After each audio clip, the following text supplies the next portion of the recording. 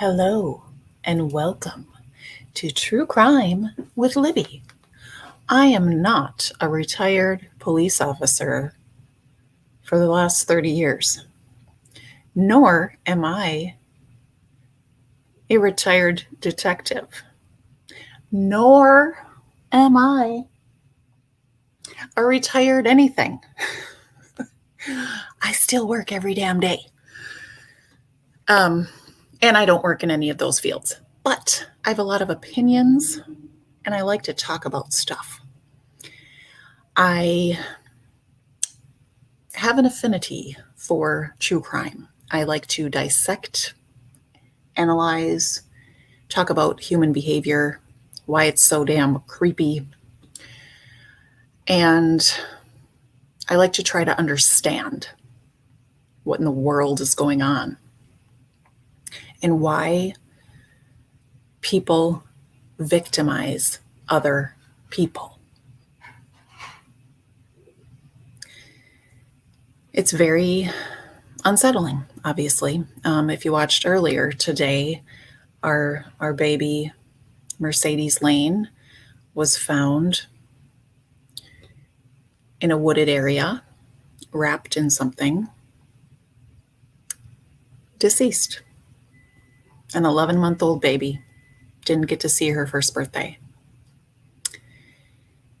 I pray, and I know you all do too, that Summer Moon Utah Wells is not found that way.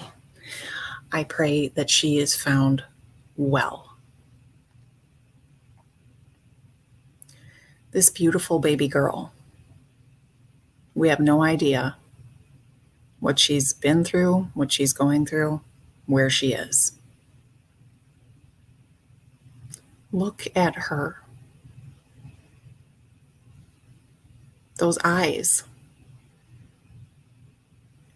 Just a baby. And pure sunshine.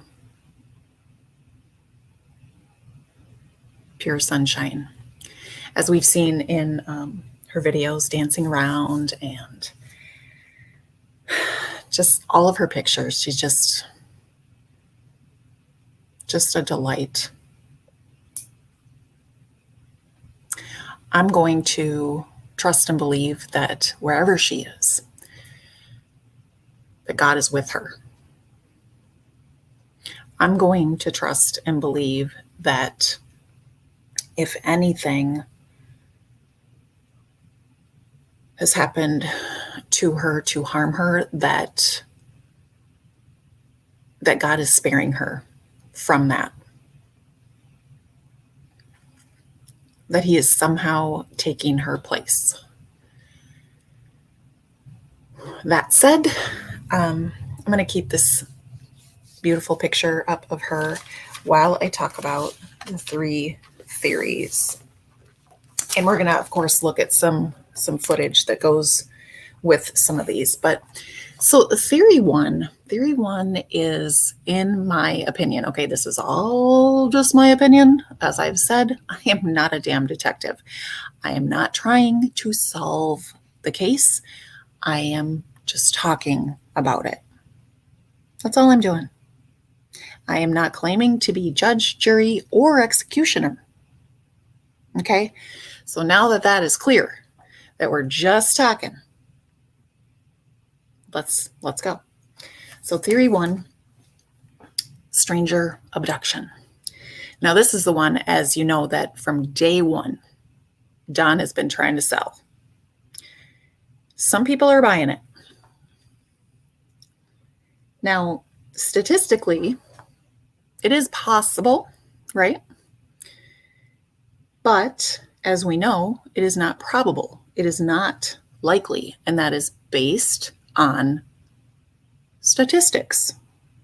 It doesn't mean impossible. I didn't say it was impossible. I said it is not probable based on statistics. Okay, so here's a couple of other reasons that I don't buy this theory. The dogs. Okay, we know that there have been conflicting stories, even from Don's own mouth. whether or not the dogs were there. First, well, I don't even know if at any point if he said, yes, they were there. But I know at some point he said they definitely weren't there. Then he said, well, I don't know. That's his favorite thing to say. I don't know. I can't remember. I'm not sure. Okay. Possibly one or two dogs were there. Okay. Now I do remember that Chris, when he drove up, there was hella dogs on that property. He counted 13. What is the likelihood? Okay, Candace says the dogs were there. I don't know. If you could lead me to where that video is where she says that would be great. But anyway, I totally have adult ADHD, so I'm trying to stay on track here. And if I look at the chat, I will be all off of everything. So anyway, we're going to say that at least some of the dang dogs were there at some point during that day, okay? As well as everyone else was at home, with the exception of Don. But that's a wild card because I still think he was. But according to his own account, according to the family's own account, all 4 boys were home. Grandis was home. Candace was home. Yet they are trying to sell us that living out in this tumultuous terrain, this remote area. Cooter, leave me alone. How can I stay on track when your name is Cooter? Can't do it. Okay.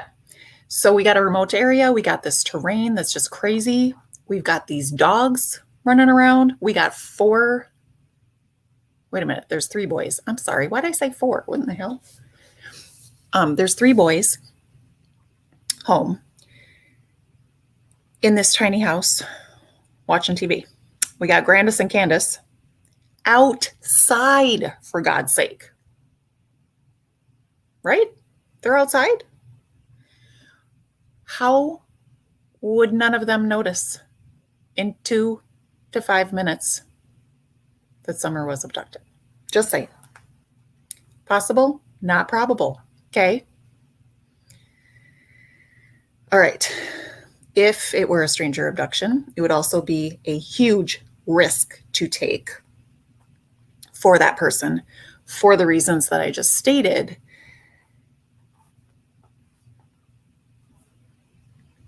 And lastly, if we are to believe the stranger abduction, the only factor that I can see going for that possibility is that Don and Candace say that is what has happened. And they didn't see it happen. There are no eyewitnesses to an abduction whatsoever. Summer was there, then Summer was gone. Like that, just in thin air. So being that we only have their word to go on, I ask you, are they credible? Because when I hear someone make an assertion, make a claim, I think about their credibility, don't you? What makes someone credible in your mind? Is it your gut that tells you? Ask yourself this. Have I ever been lied to and believed it? Really think about that. Have I ever believed a lie that I later found out I had been lied to? I know that I have. I know that I always want to believe the best of people. But we cannot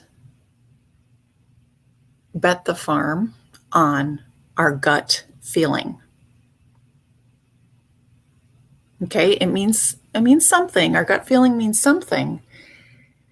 But you have to look at all the other factors. Okay? We have to look at the other factors. We have to look at the person's character. We have to look at the person's track record. So let's talk about that. What kind of a track record does Don Wells have? Would you consider that he's been in and out of jail his whole life? Would he be considered a career criminal? And that's a label, right? I'm putting a label on that. So let's just take that away. Take that away. He's been in and out of prison his whole life. We have the records to show that. So is he credible? Is he believable? We all have opinions. In my opinion, he's not believable. Candace also has a record. We don't hear from her as much. We haven't heard from her as much. So it's hard to say. All right, now let's look at theory 2. Can you hear my notes, guys? Oh my gosh, I'm so proud of myself. I took notes. Ooh, hangry hummingbird. That's my favorite thing to ask people. Have you been here before? I'm going to put that up because I ask this almost every time. Would you let Don Wells babysit your daughter or any of your children? Props not. And if you would, I don't know. I don't know what to say to you. You might be sketchy too. Okay. Theory number 2, the accident.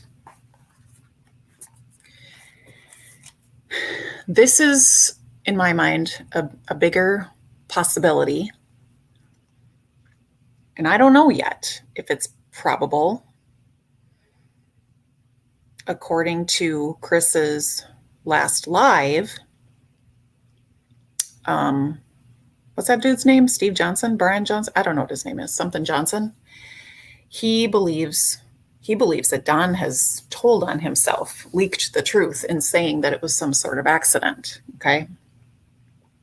It's a strong possibility if we have reputable professionals who do this for a living, who do have expert opinions.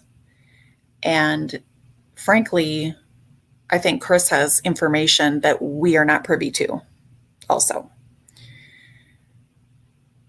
So I think the accident is a possibility, but then we have to ask, okay, where is her body then?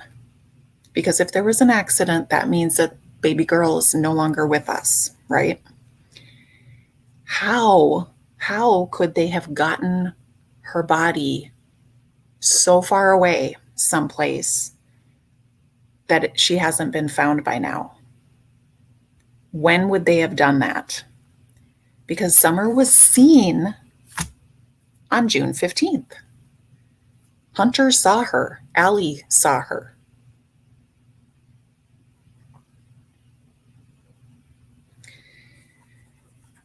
So, with the dogs, the cadaver dogs, all of the teams, law enforcement, EcuSearch, FBI, TBI, how could they have not found her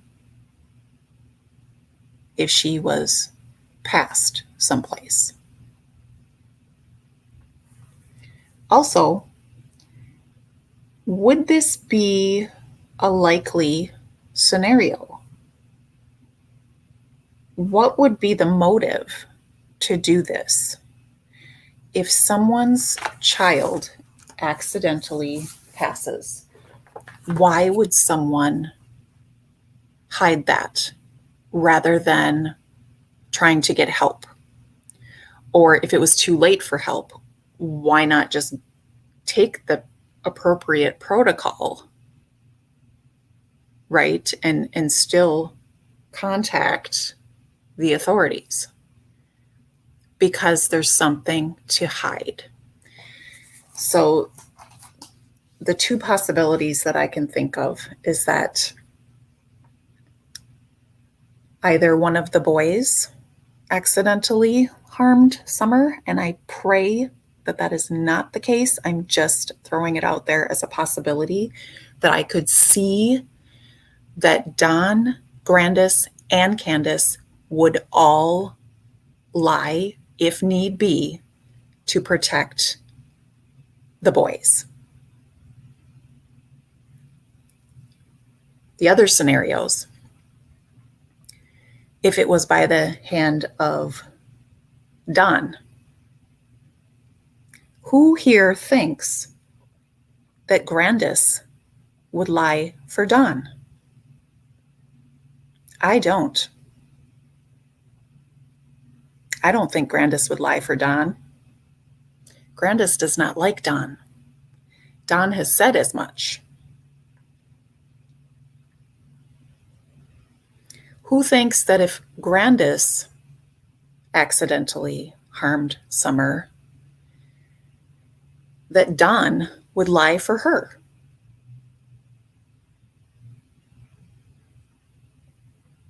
I don't think Don would lie for Grandis for 1 second either.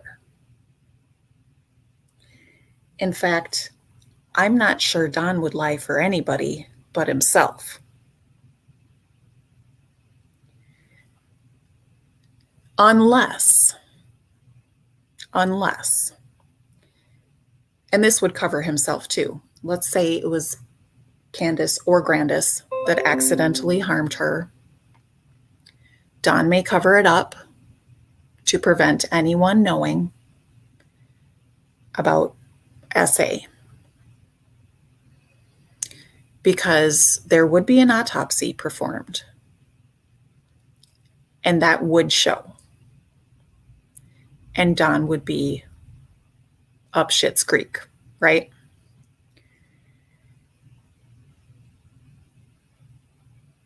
So keep in mind also that Don has said, and I'm not sure if I have the exact verbatim words that he said, but he said something to the effect of, prison is worse than death.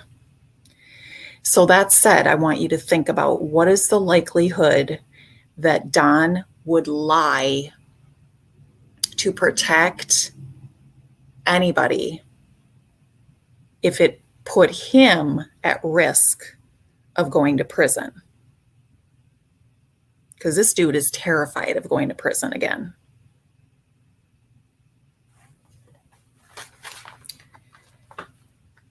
Okay, theory number 3, and this one is what I think happened. Just putting it out there. An arranged abduction. In other words, Summer has been sold. So there's several reasons that I believe this, and I have shared them in other videos. One being Summer dancing in front of that damn barrel, that red, bright red barrel that says for sale. I can't overlook that. That's insane. She looks like she's being coached through the whole damn thing. It's like she's doing a little commercial of herself in that video. And it was posted about 2 weeks before she disappeared. Just saying. That's a good point, Phoenix. And I don't know. Like, honestly, here, let me post that up. Because I thought about that too. Why not, if they were going to go with something like that, just like sign over parental rights or something? I just don't know. And all I could come up with, well, if they did it for money, then that wouldn't work out. You can't just sell your kid. It's not on the up and up. Okay, so let's go back to the day that Summer was reported missing. Okay, June 15. Excuse me. So, you know, they go to pick up H, and they're doing all this running around, running errands, blah, blah, blah. Candace gets a phone call from Don. Okay. And this is like early afternoon by this time, I think, that he calls. First of all, he says that Candace tells everyone, shh, okay? Now think about that. Possible red flag, maybe not, but I think that if you are out and about with people that, you know, and you've been gone much longer than you thought you were going to be, which she was, and maybe she didn't want Don to know that Hunter was with them. I don't know, but she told everybody, shh. Okay.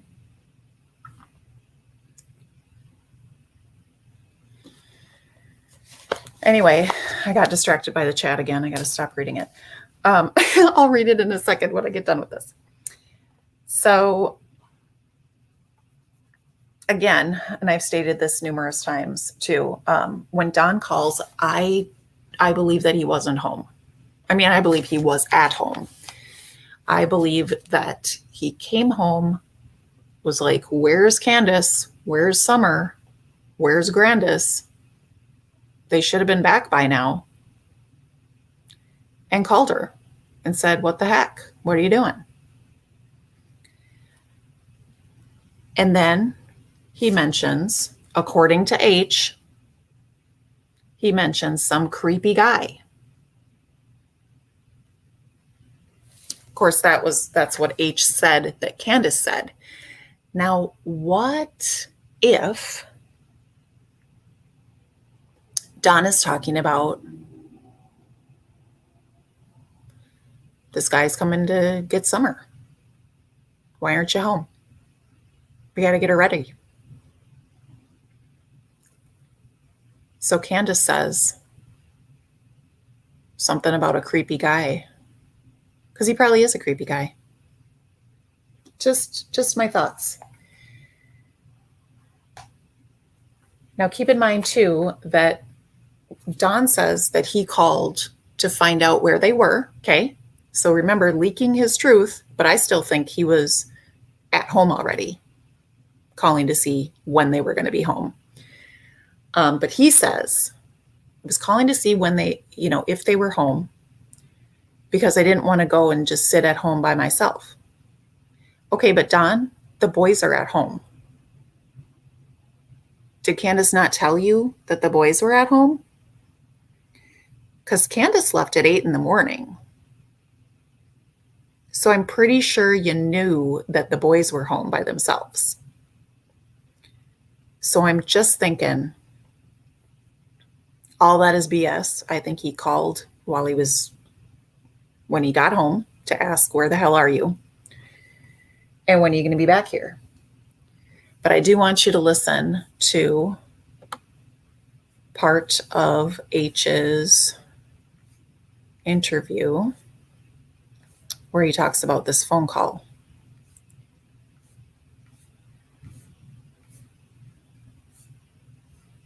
Phoenix, I love your comment right there, but I was going to try. Okay, here's what I can do. I can put this here. Okay, yeah, because Don said he took the boys to work with him that morning. Oh, H said, yeah. H said that, but I don't know if he ever verified that he assumed that or if someone told him that.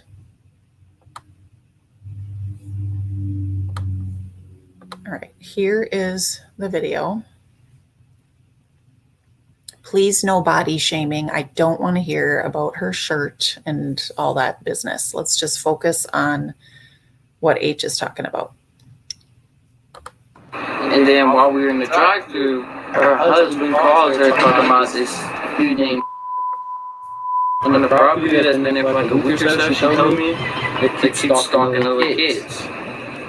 Who's that? Some dude named like, I have no idea who it was. Okay. And why did Don call? I have no idea. He just called. I don't even know if he was working at the time. Okay. But if he was working, he obviously wouldn't know that there was some dude looking at the little kids. So this dude named Don calls Candace and tells her about, I don't know if his name was. And tell me about that conversation. All I heard was. And how did you hear it? I heard because I asked her why he called. Okay. The only thing that she told me from the phone call is that there was some dude, whatever it was, just the name. Okay. That's all I remember. You can't expect your team to manage work with this. With Monday.com's flexible management system, however, you can shape it to the exact way you and your Is that he's been up on the property for a week or two, trying to, like, I guess you say touch the little kids. That's what I was told. He's trying to have what? Touch the little kids. Touch the kid? Like, give him a hug or something. I don't know. What do you think? Do you think that's true? I mean, it could be because she's had this, name was Billy, right? Yes, Billy. Billy was up there doing that stuff until we got arrested. And Billy is the brother. No. The son. Billy was an old drunk. He's what? He was an old drunk that was a friend of theirs that used to get in arguments with his wife. It can go up to there. Take him out, and he would go there and sleep with one of the sheds on the property. Got it. And who was Billy trying to touch? Billy had the hots for grandma. The grandma. Got it. But what about the kids? Oh no, he wasn't around the little kids. His mom wouldn't allow that with their mom. So why would Don, in your opinion, call Candace while you're in the line at Walgreens to say there's some dude on the property wanting to touch the kids? Help me understand that. I mean, at first I thought because he calls her like every 2 hours because he works. Okay. I thought he was just doing his daily checkup. Okay. But then. Okay, so listen, that's important right there because H has worked with Don before. So he knows that Don calls her a couple times throughout the day to check on her. I don't see any reason for him to be lying about this. I do think that Don called her, and I think he was saying, why aren't you at home? And she told me about that. I was like, how does he even know that if he's supposedly working? And what did she say? I didn't say that. I was just saying in my mind. And in your mind, what did you come to? What did you deduct? Deduct? I thought that was just suspicious. Really? Yeah, and then later, when she called me and told me that happened, I was with my girl at the time, just hanging over in Bristol at a park. Okay. She called me while we pull up to that park. This was that summer's missing. So who were you kicking it with at the park? Oh, that's my girl. Okay, just and her you guys. mom and her brothers and her sister. Okay, straight up. That was just it with our entire family. Because weren't you at the ball field? Yep, she was at the ball field. Okay, so before we get there, let's go back to the drive-through at Walgreens. Then what happened?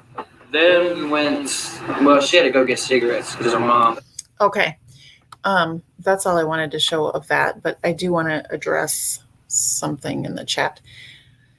I was watching a video and someone said that Allie was doing whatever she could to get some of the reward money. All of them are dogs. Okay.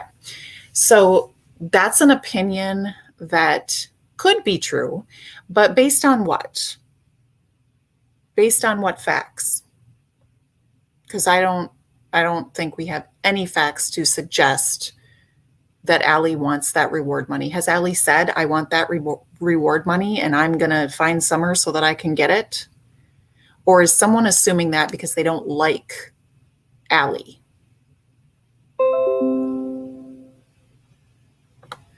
I've heard a lot of people say, oh, Allie's lying. Now remember, we just talked about how can we tell if someone is credible? What reason do we have to think that Allie is not credible?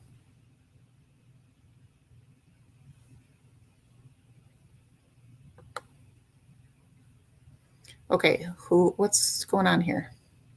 Caitlin said something, but H may have overheard that on purpose to later state someone was on the property to back up an abduction. Oh, what?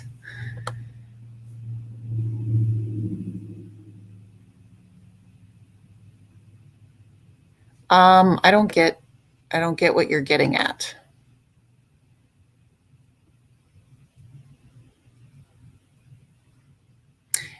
Are you saying that possibly he was oh, okay. Yeah, I see what you're saying. I think what you're saying is they purposely had him picked up for that phone call, and Candace purposely said the stuff about the creepy guy to him to make him believe the abduction story later on. Sorry, I'm a little slow on the uptake sometimes. Oh, Lord, was that right? Cooter, I'm not either. I am not either, okay. So M. Ray, here's my question to you, because I've heard a lot of people say that. And I would like you to explain how you feel about that. And I'm not challenging you to argue. I don't agree with that. I think that she's sitting there as a mom would. I'm sure they talked about it beforehand. Of course they did. Would you not talk to your 15-year-old about what happened? Would you not want to make sure that your 15-year-old expressed things in a way that, of course, truthfully, but would you not be concerned about what he was saying? Because I know I would. And I just think that H is a typical 15-year-old kid, and I'm basing that on my experience of teaching over 20 years. But I'm not a detective, nor do I play one on TV. She was nodding her head. Yep, for sure. So I see her doing that.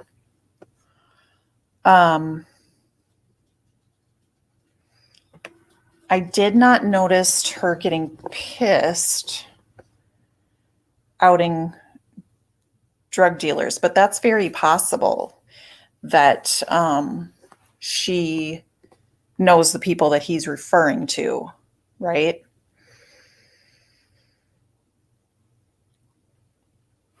I do not know if Summer had an insurance policy. I don't know anything about the supposed inheritance from Candace's side of the family.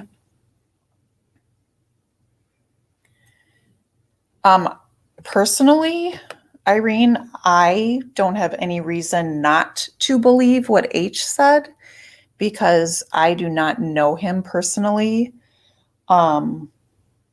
He did not contradict himself. I have never caught him in a lie. I do not know of any criminal record that he may have. So again, how are we gauging his credibility? Just like on a vibe that we get?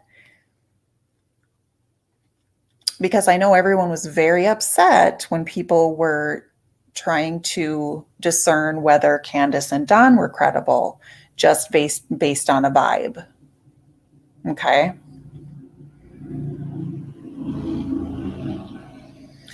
Whose eyes? Are you talking about Allie's eyes looking back and forth from her son to Chris? Because I really, if I were sitting there with my son, my 15-year-old son, who was present the day that a little girl went missing, I would be feeling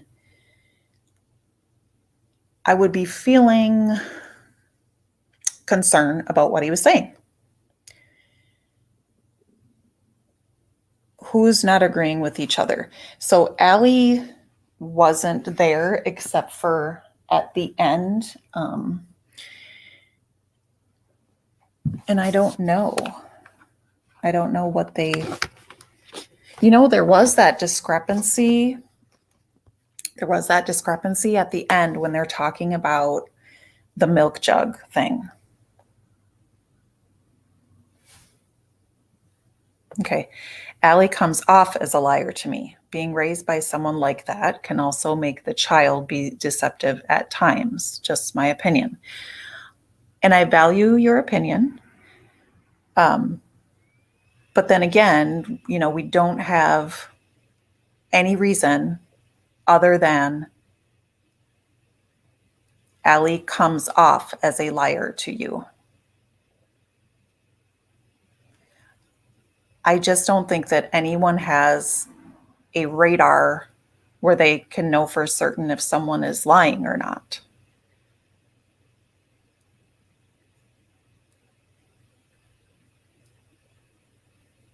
It's very possible that she is. I don't know for certain. But none of us know for certain. And I agree too, Andrea. To me, he just comes off as a kid who went with them to do this, whatever. And he got some beer that day or twisted tea or what have you. He got a vape and he's, he was getting with this girl later on. And then he got a crazy call. And now he's just trying to figure out what the hell is going on. I don't see any, I don't see him as being some kind of mastermind manipulator, nor do I see Allie that way. I don't think either one of them have reason to lie. But I think Candace and Don have every reason to.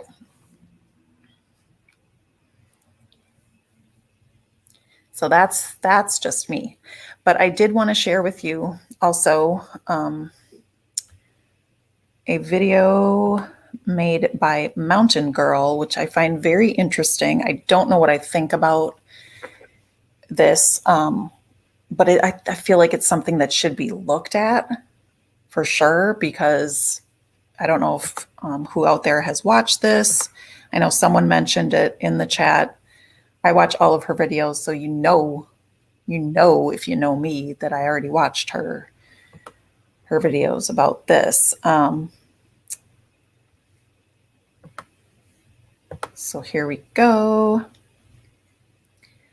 All right, so I wanted to show her community tab because there's this picture, right? So she will explain this in the video, but I just wanted to go ahead and show you the picture first. That's actually Summer right there. But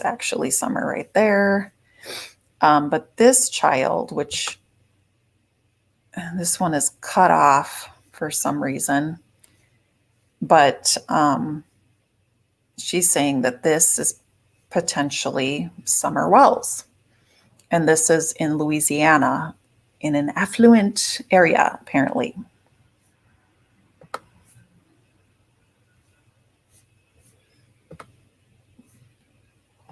Okay, so there she is again. She's got a mask on. I mean, it is, and the thing that's goofy about this is, of course, that hair, which, of course, Summer would not have her hair grown out.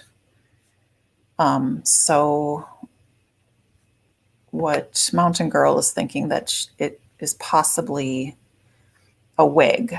Now, to me, it doesn't look like a wig. It just looks like messy hair, but there's no way to tell from this grainy picture. Okay, we can all have an opinion about it, but there's no way to tell for certain. That said, I still think that any possible lead should be examined.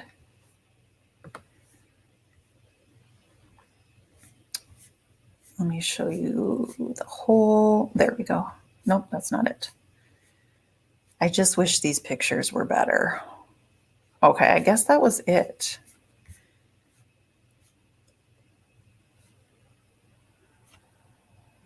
It's so difficult to tell, and I wish these pictures were better. Okay, so what I'm going to do, let me know, please, if this works correctly. Now, Mountain Girl cracks me up because she gets a little bit, she gets a little bit heated when she talks about this stuff sometimes. I believe this is where she introduces. Hey guys, theory. welcome back. So I am going to go ahead. Do you hear the audio? Let me know if you just heard that audio, please.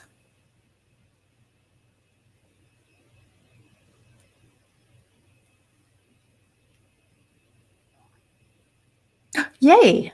Okay, cool. So here we go. I'm going to speed it up because this is this video.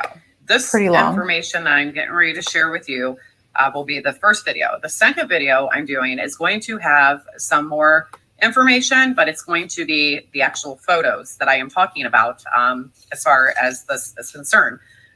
So basically, there was a child who was spotted just a few days after Summer had vanished, okay? And it was in a very wealthy area outside of a suburb of New Orleans in Louisiana. And how I came across this information was this woman had reached out to a group that I had ran across at that time. It was one of the Facebook groups, okay? Now, several days after the lady had taken the photos, she had came across the story on the news about, this missing child. And she got very, concerned because she had taken some photos of this child that she's seen in without giving the name of the facility, because this has been reported to the Tennessee FBI by the person who took the photos of the child. It has been reported to TBI. I did not personally get a phone call back from TBI, and this was reported over a month ago. Okay. And I had did a video prior to tonight. And, this was early on. So, people were like, oh no, they've confirmed that wasn't her. Well, I'll get to that. So basically, very, very wealthy area, as I have stated. New Orleans, I want to point out, is a very large hub for human trafficking in the United States. All right. So true. July 1st True, at 12:12, I reached out to the woman who took the photos. She shared to a Facebook group page. All right. Guess what? Those photos were quickly deleted when this lady posted them asking, hey, could this be Summer? So this woman, luckily, I had a screenshot. So probably it was some time later. It really kind of wrecked my brain. And I thought, like that really looks like Summer. So I contacted her. And fortunately, we stayed in pretty close contact. And first off, I just want to let you guys know, this woman is very, very respectful. She's not some weirdo or, some flunky. No, she's pretty elite. So the reason she had taken these photos prior to knowing that there was a child missing resembling Summer Wells is because of the area that this place is and the facility itself. These children, especially little girls, the age of Summer and the age of this child in the photo, these little girls are treated like royalty, like little princesses. I mean, we're talking $300 little cutesy dresses. Their hair is done, matching ribbons and bows. I mean, cute shoes. They get their nails done. I mean, it's pretty schwanky. So, and this facility place is not anything like, like the YMCA or something of that nature. It is a very professional, high-end establishment. And they have several campuses. Okay. So it gets better. So basically, yeah. So they were all removed off social. Look, I really want to know what this facility place is. I don't get it. I wish she would say what type of place it is. Not even the name, but just the kind of place it is. Because is it like a community center? Maybe she does say, because I know she shows that flyer. Social media. And I just thought that was quite odd myself, and so did the lady who took the photos and posted it. So again, she thought that the group page, and I don't want to put that group page on here, but it was basically one that she thought was friends of the family or possibly a family page, she had stated.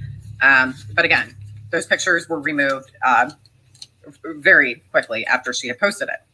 Now, let's see here. So immediately after the photos were removed, she called authorities around 5 minutes later.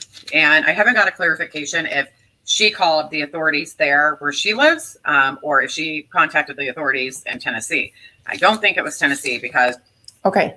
I've got a question for y'all, because the picture that I have seen that she posted on her community tab, which I just showed you, I can't see the shoes. So where, and she talks about the shoes being too big, but I don't see the shoes. Have y'all seen the picture and actually been able to see the shoes? Let me know, because I want to see these two big shoes. She actually did not notify the Tennessee State FBI until after her and I had engaged in further conversations. She wasn't really sure what direction to take. She's very, very reserved, older lady. And I think she was taken back by the fact that they were deleted and removed. So she kind of had a feeling that, okay, well, it must not be her. And, I think she just contacted her police department, actually. So basically. Okay, where are these pictures, please? Are they in a Facebook group? Let's see here. I got to try to not give some of this stuff here. So let's see. So yeah. So later she did contact, like I said, the FBI in Tennessee. She states that the sighting was in a affluent area and she looked seriously out of place. And I'm just going to read you guys some of the messages of the description that she had given me in reference to this child she had seen and has photos of. Okay. She was feet from me. She had a stupid face mask on, so I couldn't see her face.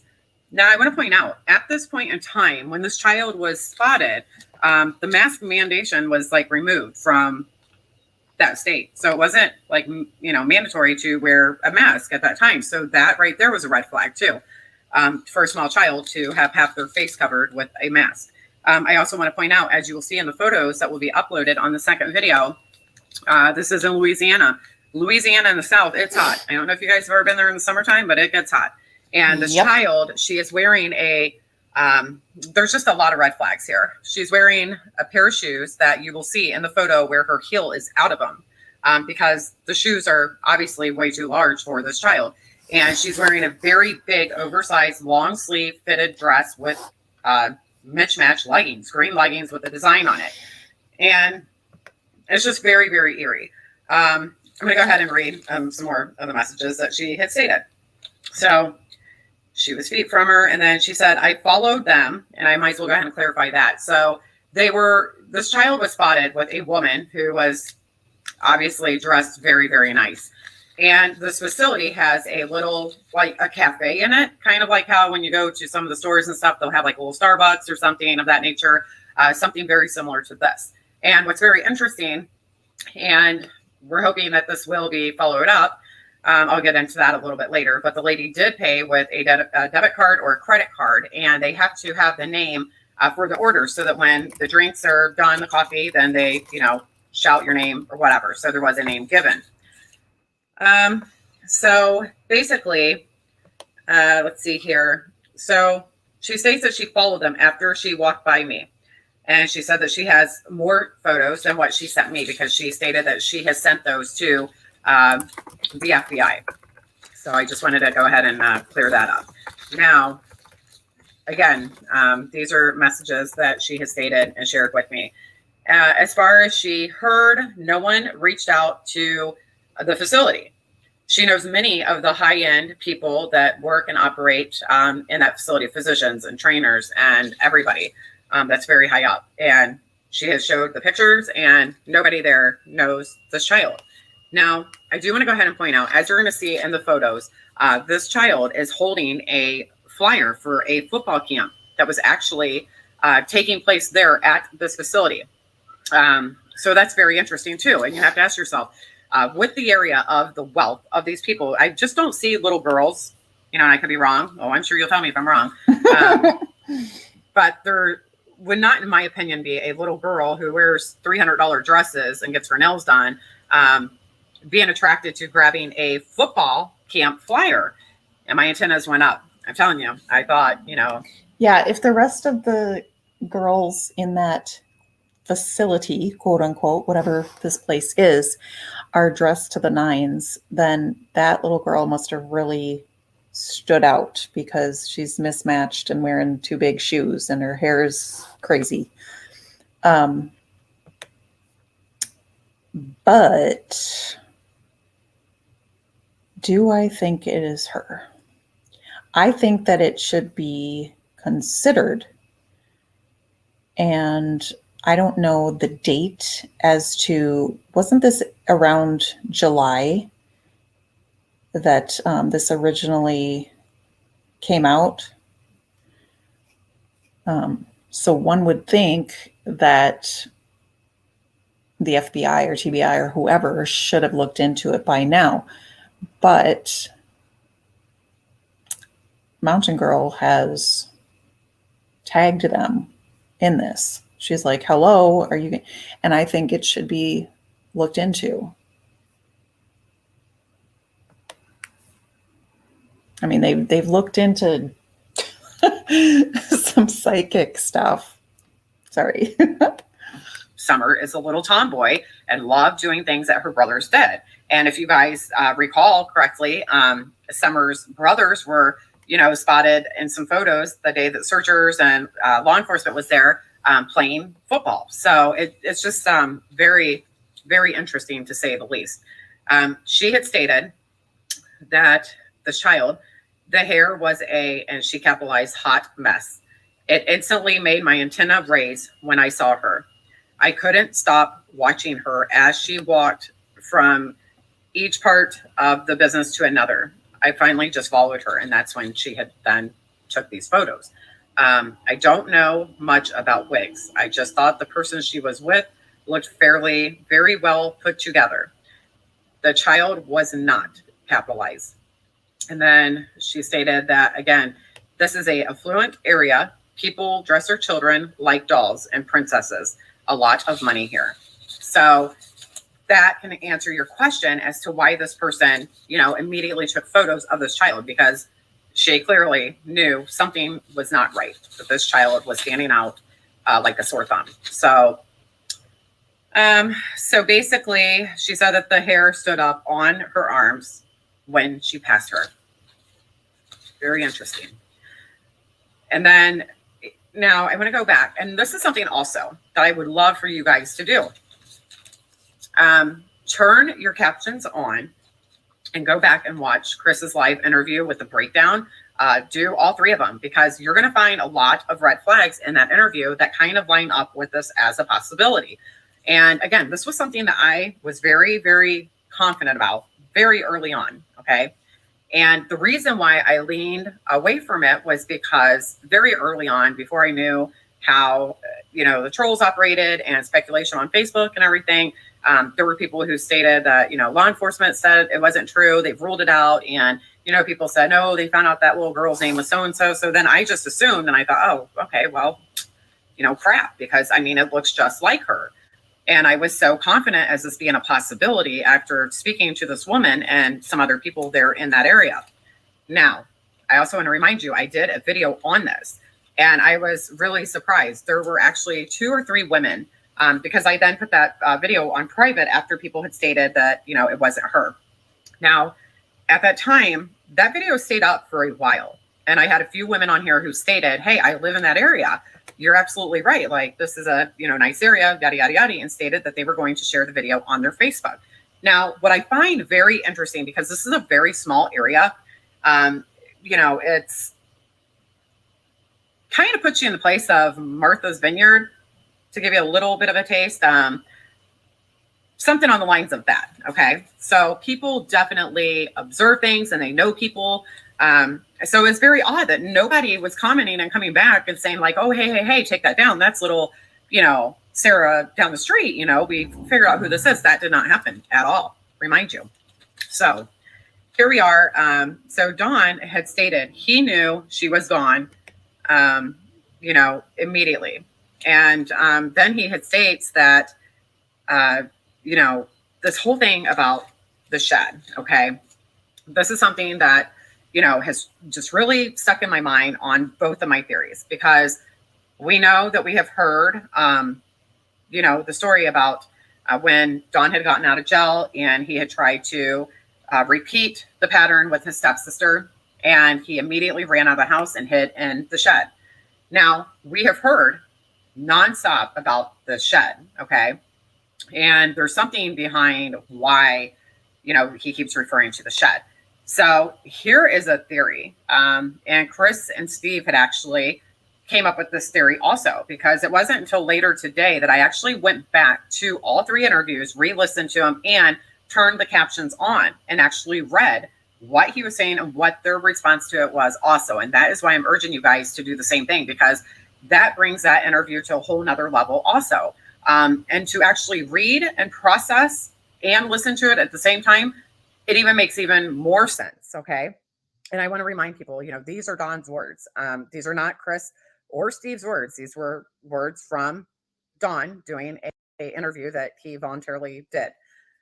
And so basically, I found it very important that Steve and Chris had came up with the option or a possibility when something Don had stated gave them red flags, because Don had stated that he thought that this could be possibly something high end that had happened, referring to being sold. And if you guys listen, Chris and Steve, they put that on the board. And, there wasn't many things that they were putting on the board at that time doing this breakdown of the interview. So that's very interesting. Now, something else, I don't want to go too long into detail on this video. But something else that I do want to go ahead and point out is on the Live 3 interview and a little bit of Live 2, you're going to hear Steve break down some of it and state that a lot of things were coming back to indication of grooming. Okay. And something further that I also want to point out also is, we had heard H indicate this whole thing that he'd said that he's seen a text about the mother and somebody affiliated with them who is a dealer, and stated that he had seen a text that stated it's done. All right. So father, on his way home that day, he immediately goes to the shed area. All right. And if you have seen the video, it shows him clearly. It's a very busy road, a lot of traffic. And it's literally just like a quick turn off of the road up a grass drive. And then there's a shed there. And then you can go straight and you're kind of out of sight. It's a very easy place for something like this to definitely take place. And it would make more sense, because then that would take away from the distraction and being recognized by going actually up to the home to where possibly neighbors, could witness a vehicle or witness something taking place. So I do feel that that would be a very prime, good, smart location, premeditated, if that is what indeed took place. Now, again, this is just an opinion and a theory just based off of the whole breakdown of this, and obviously from the lady who shared that information and the photos that I got. Now, something else that you have to question and ask yourself, as we heard in the interview with H's mother, Allison, she had given a story of something that had taken place. She and Allison were at, I believe, a carryout, and the mother had met, some guy, and then they went and hung out. And, these things kind of bother me and concern me a little bit about how many people were in that home, around summer. And the reason why I say this is because then we have this Jose guy. Okay. And he obviously stayed there. Now, as you guys heard Dawn say, Summer slept with Dad. He doesn't really say much about, if Candace slept in the bed every night. He just strongly indicated that Summer slept with him every night in the bed, every day of her life. Okay. So it does have to make you wonder, why all these men were welcome to that home so much. Because we also know for a fact that the coworker of fathers of 7 years.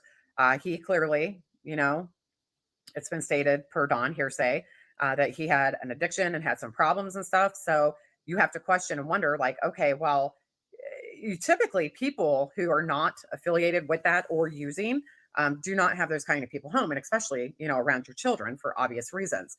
Now, on one of the last interviews that Dawn did, also when Chris asked if they were given a drug test, Dawn immediately said, "Yes, absolutely, I do not use, don't use, we're clean," and had stated, he goes, "Not even a beer." Because if he drank a beer, he would want to do other stuff. Didn't label what, but I could only guess that that may be referencing to some sort of a narcotic. Now, but what's interesting is when he had stated that a short time earlier in October, when he and Jose got in a fight, Don stated he wanted to hit him with a beer bottle, a full beer bottle. So at this point in time, it is not clear. We don't know for a fact if there was drug use taking place while these men were over repeatedly. And it does make you wonder, okay, what were those men there for? If they were not having a relationship with the mother, you can't help but wonder what actually took place. Okay. So I think that these are very, very important things to also pay attention to. And, this child still has not been found. And to my knowledge, until FBI releases a statement or TBI releases a statement and tells us otherwise on this child who was spotted in Louisiana early on, I mean, you can't help but to wonder. Also, I want to point out this facility, very high-end facility.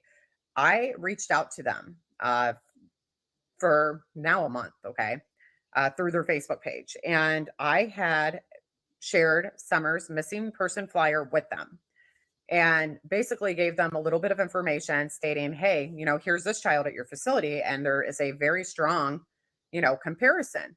And what's really funny? They blocked me from their Facebook page. They read it. It showed red, but they blocked me. And that makes you kind of wonder some things. So I don't know, maybe a month ago, I messaged and I'd asked for a manager's phone number. Again, they read it, no response. Fast forward to today. I asked them, I said, I am very curious here as why you would block me. And I asked for a manager's phone number to contact you. Am I able to have a supervisor's phone number or a name? Guess what? They read it, still no response. And this information has been. So I just wanted you all to hear that that theory, but honestly, and this is no disrespect to her because I think she's very on top of it, very intelligent, hardworking, all of that good stuff. But this is where she loses me because I don't think that I don't understand why she would think that that facility would have any obligation to give her any information about a picture of a child that is not hers. She doesn't have any credentials, as in like a police officer or anything like that. So I'm just I don't know where she's coming from on that one. That's all I'm saying. That's it. I love her channel. Like I said, I think she's brilliant, but she just kind of lost me on that part.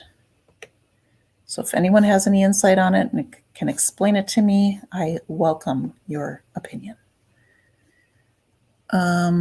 Rick. So yeah, I wanted to ask you, because you were saying that they're prancing around like they're celebrities. And I'm like, what?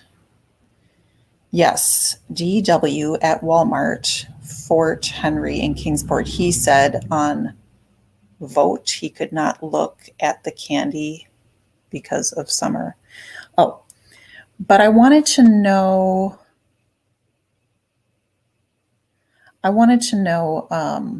what are they doing? How are they prancing around acting like they're celebrities? And are you talking about Don and Candace?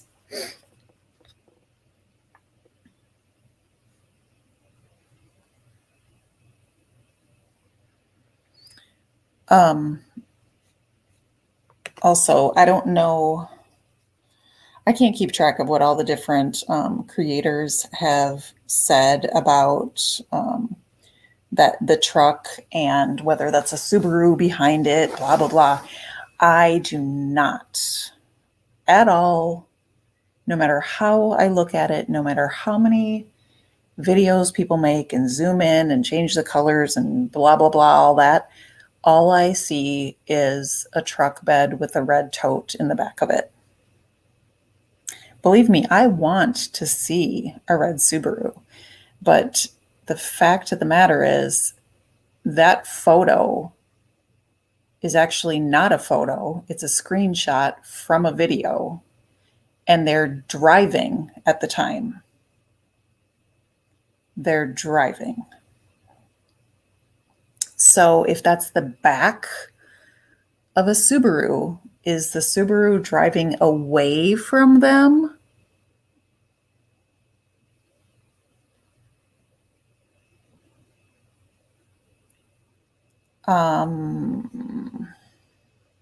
The damned red truck, in my opinion, that's a farce.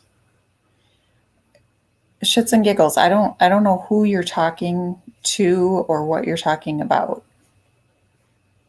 Why are you irritated? And what are you trying to express here? Would you like the link so that you can express yourself?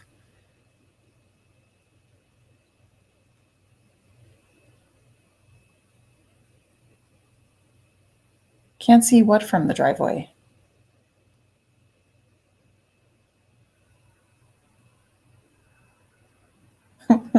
I'm so confused. So here's what I know. The photo is a screenshot from the red truck. Oh yes, I will link you. Okay, cool.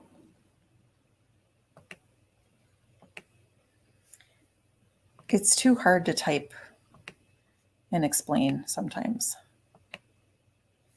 But if you cuss at me, you're getting dropped. The toad is next to Granda's house in the video where Candace shows the house. Oh, okay. DW was not driving the car on the 18th. What's the 18th?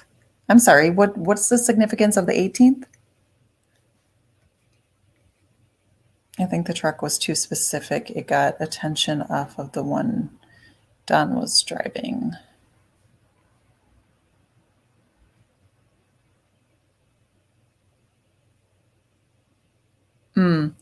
Anna, I disagree.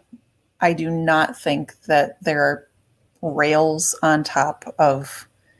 I can't go there with you. I've looked at it upside down, inside out, backwards, forwards, and all I see is a tote.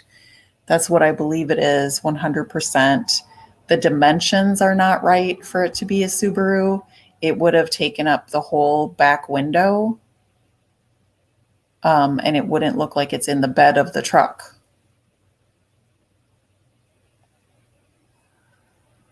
So I can't. I don't know.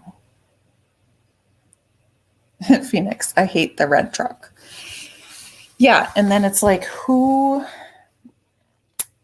saw the red truck? Did a neighbor see the red truck around that time? Or did Don? Yes, Don was driving the Subaru. We know that. But I don't think it was in the rearview mirror, or I mean, in the back window of the truck. No, I don't see an arm either. I know. I'm not ever going to say, I'm 100% right. You're wrong. I don't know. I don't know for a fact. I just know what my eyes are seeing. And I just can't. I just don't think it's a truck. I just don't.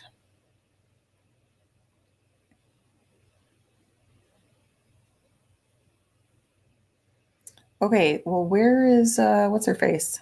I didn't mean to say what's her face, but I forgot her name for a sec. Shits and giggles.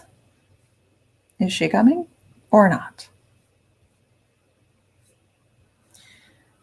Someone above mentioned it being a cancer facility. Maybe she had cancer and did have a wig and get it. Okay. I don't think it's a cancer facility.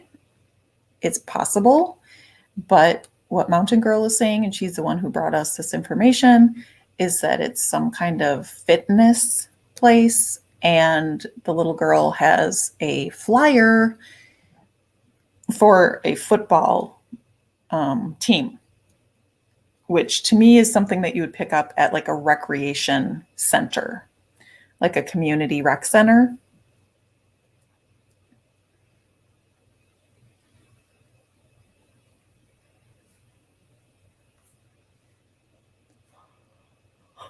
Oh. Tina says, nope, it's not her. I mean, we don't know for sure, but I just think everything should be considered. We're talking about a precious baby girl here, so we need to consider all the possibilities. Where do you think that Summer was handed off to the people that she was sold to? They said the red truck belongs to someone that works at the sheriff's department. Okay, I haven't heard that. I haven't heard that the red truck has ever been identified.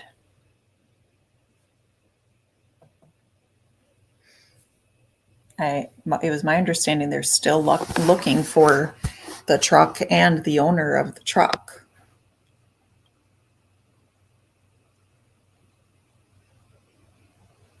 Oh, why can't you access the stream?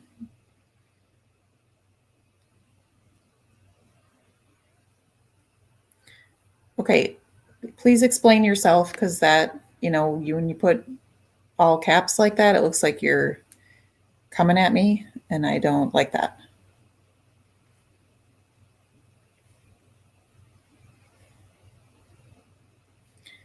Genia, that is a far different truck. Bogus info. Oh, I see. Okay, I went back and read it. It's all good.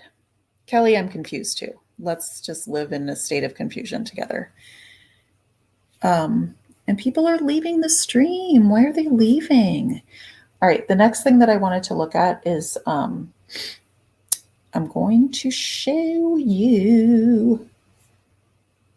Whoa, let me get rid of that.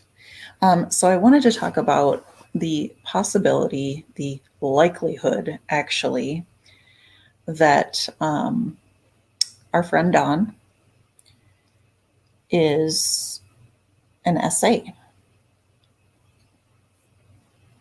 Just looking at the psychology of it, okay? So I'm going to share a little PDF with you.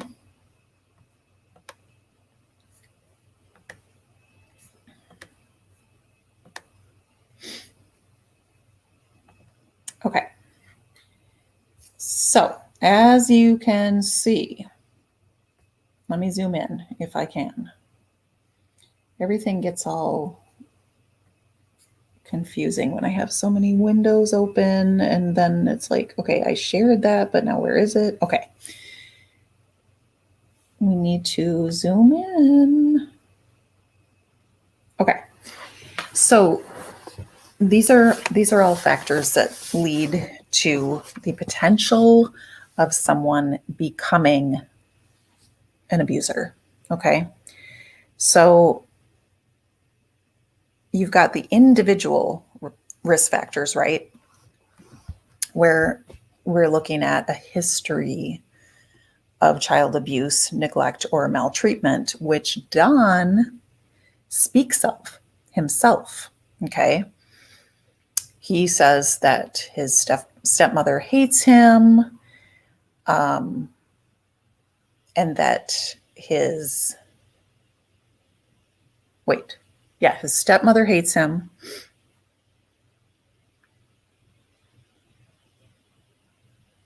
And then who did he say was abusing? Oh, his stepfather. I'm sorry. His stepfather hated him because he wanted to just pay attention to the girls that he was molesting, his sisters, right?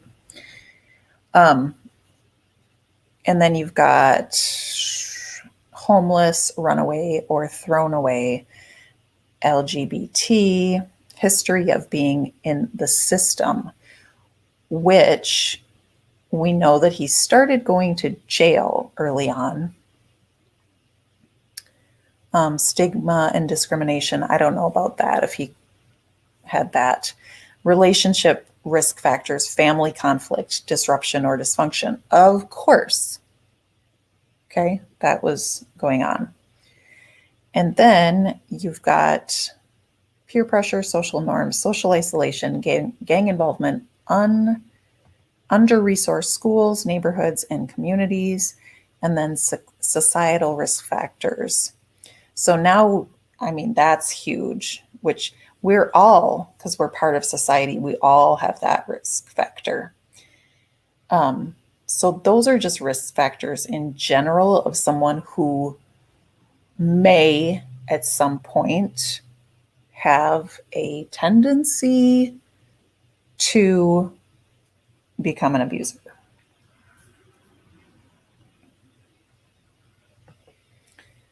Okay, now, does that mean that if you've been abused that you're going to become an abuser? No, it means there's a correlation. The research says that there's a relationship between the two. So it's not causal. So you can't say that being abused caused someone to become an abuser, but there is a relationship between those two things.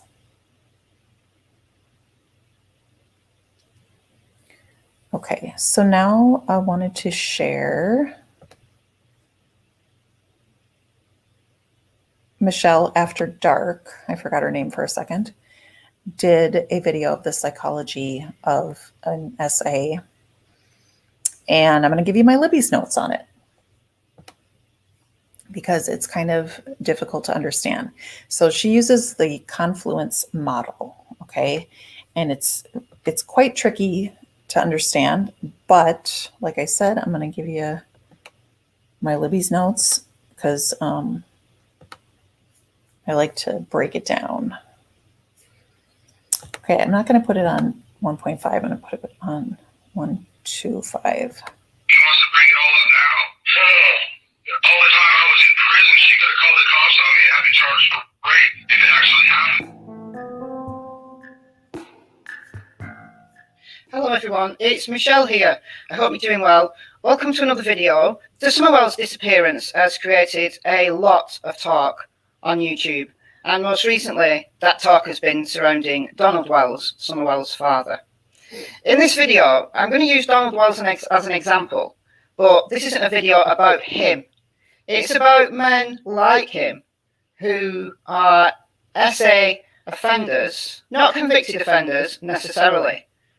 Specifically, I want to look at the risk factors associated with committing SA. And in using Donald Wells as an example, hopefully I'm able to get across to you the wealth of psychological evidence that's out there about the risk factors of SA and do it in a way that people can readily understand. I am going to be using several psychological research papers and focusing on a statistical model called the Confluence model. The Confluence model was developed throughout the 1990s by lead researcher Neil Malamuth and his team. So we're going to get into that, use Donald as an example, but this is generalizable to anybody who has those risk factors that we're going to talk about. Because of YouTube's censorship and things, I'm going to be using the term SA throughout this video. I'll put on screen now what I mean by SA. And it goes without saying that this is potentially a very sensitive topic. There's not going to be anything graphic talked about, but please do, make your own mind up as to whether you want to continue with this video or not. No hard feelings if this isn't something that you want to get into.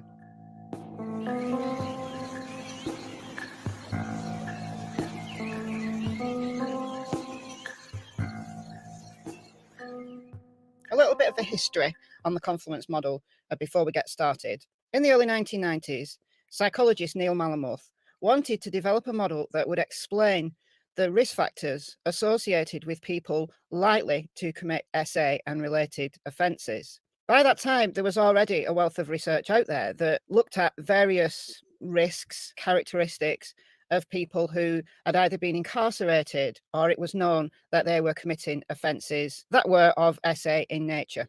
So Malamuth and his team set to work in creating a model using quite complicated statistics to put a range of these risk factors together. And they used the term confluence model to describe the coming together, the flowing together of a range of these factors. And they said that some of these factors were independent of each other, but when they come together, then that's what creates the highest risk in people. So if you display a range of the risk factors that we're going to talk about, and they all kind of come together in the same individual, those are the most dangerous people. The vast majority of their research wasn't on convicted offenders. It was just on Mr. Average. They were sampling young men. Their findings are very, very revealing, very revealing. We know that. So if you're really looking for a good shoe, hiking shoes, sandal shoes, shoes that are really good, that are really made by amazing people. The majority of people who commit SA-like offences are never incarcerated for it. That's a whole topic in itself that we're not going to have time to get into today. But anyway, the confluence model developed in the 1990s, but it is still being researched today. We're going to get to that. We're going to get to a paper that was released only a couple of months ago and where we're up to with this type of research. So the early research presented data that showed that there was two largely independent constellations of factors that when come together in the same individual creates the highest risk. And these have become known as the core factors. And these are hostile masculinity and the liking for impersonal sex. But there's much more to it than that. And that's why this research has been ongoing for the last 30 years, longer than 30 years.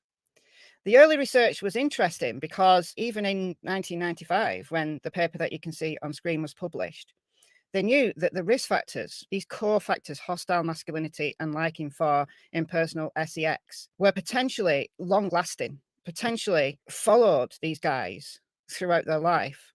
And this was demonstrated by a long-term study, a longitudinal study, whereby they took a sample of men that they'd been working with in the mid-1980s when they were first developing the confluence model, and they followed them up 10 years later and found that the young men, there were young men at the time in the mid-1980s, who were the highest risk, were found 10 years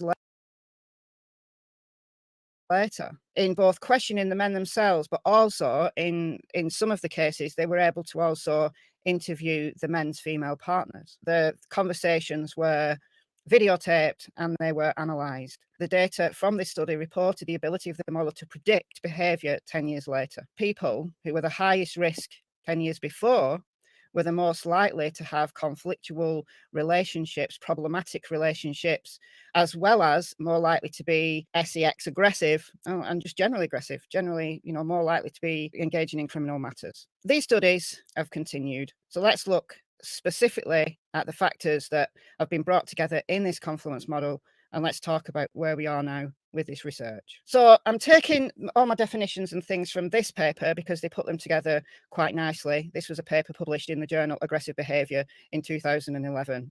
So first of all, let's talk about these two core factors, hostile masculinity and liking for impersonal sex. So what's hostile masculinity?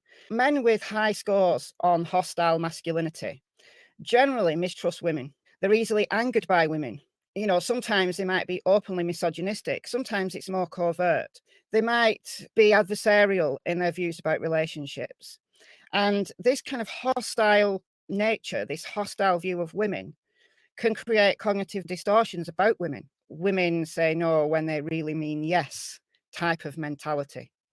And sometimes, just sometimes, these cognitive distortions, these distorted beliefs, can be used to justify the use of coercion, force, or more covert means to persuade the women in their lives to do their bidding, to do what they want. It can lead. So what she just spoke of there, right? When Don spoke of the allegations made by his stepsister, particularly Jeannie, who was 5 when it started, keep in mind, he says she initiated it. I mean, he says this emphatically in that phone call to Chris, that angry phone call, that she initiated it. She started it, placing blame on her. That is a characteristic of an abuser.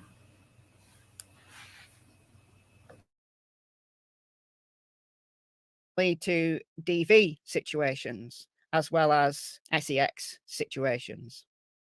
Impersonal SEX in the early studies on the Confluence model was considered kind of an independent factor. So you've got the guys who are high on hostile masculinity, but you've also got another set of factors that, if come together in the same individual, create those really high risks.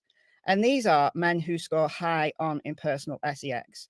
So they view SEX as a game rather than as one of emotional closeness. They tend to be more promiscuous, they're more casual, but where they are in monogamous relationships, they might cheat. They might not really consider SEX as important to their partner. And because they don't have positive attitudes towards women, potentially guys high in hostile masculinity and liking for impersonal SEX, they are potentially dangerous individuals, whether or not they've ever been convicted of a crime of that nature. So those were the two core factors involved in the Confluence model, but there's much more to it than that. Also, the Confluence model took into account childhood and adolescent experiences. They were at first hypothesized, but then confirmed to also contribute to SA behaviors, sometimes indirectly through another of the core factors, but still there and important.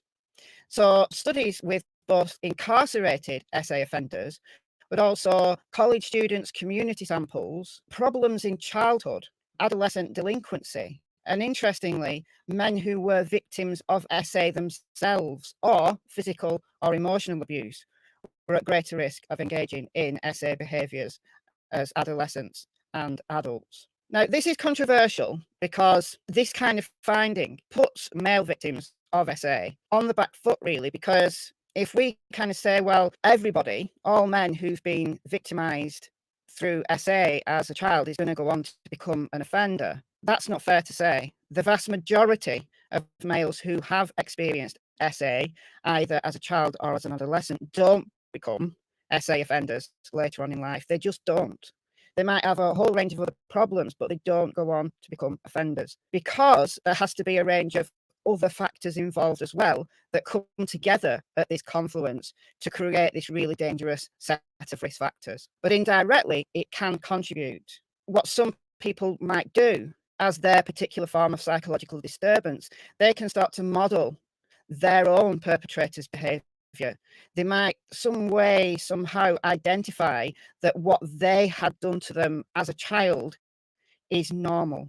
They identify with their own offender to reduce their feelings of powerlessness, to create their own sense of power and see SEX as coercive, and that's normal to them.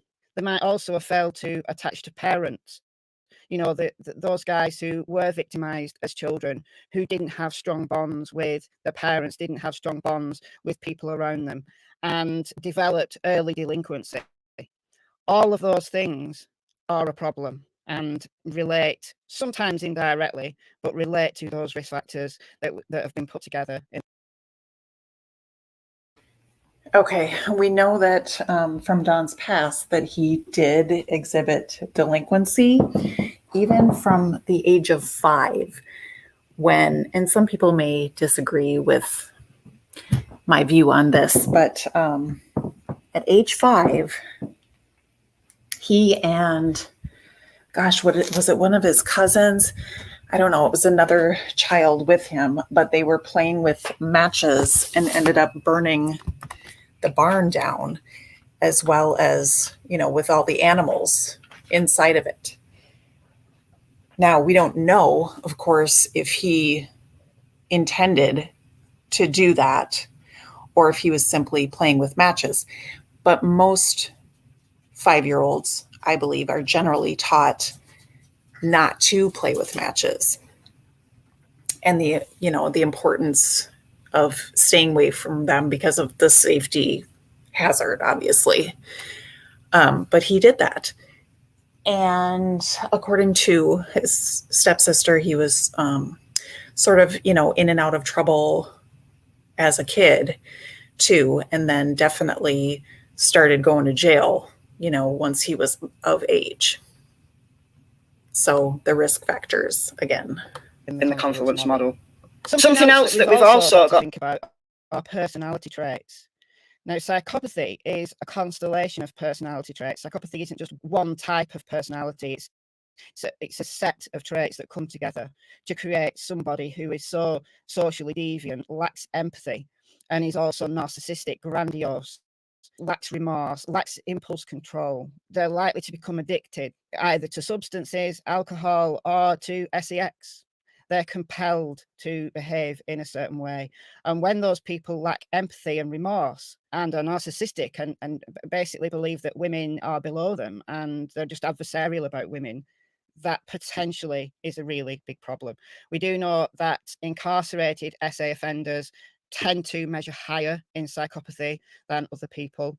People who measure high on narcissism, for example, are more likely than other men to feel that men should be flattered by their attention, feel entitled. They lack the empathy required to see a situation from the woman's perspective, and they might become very punitive when a woman stands up to them.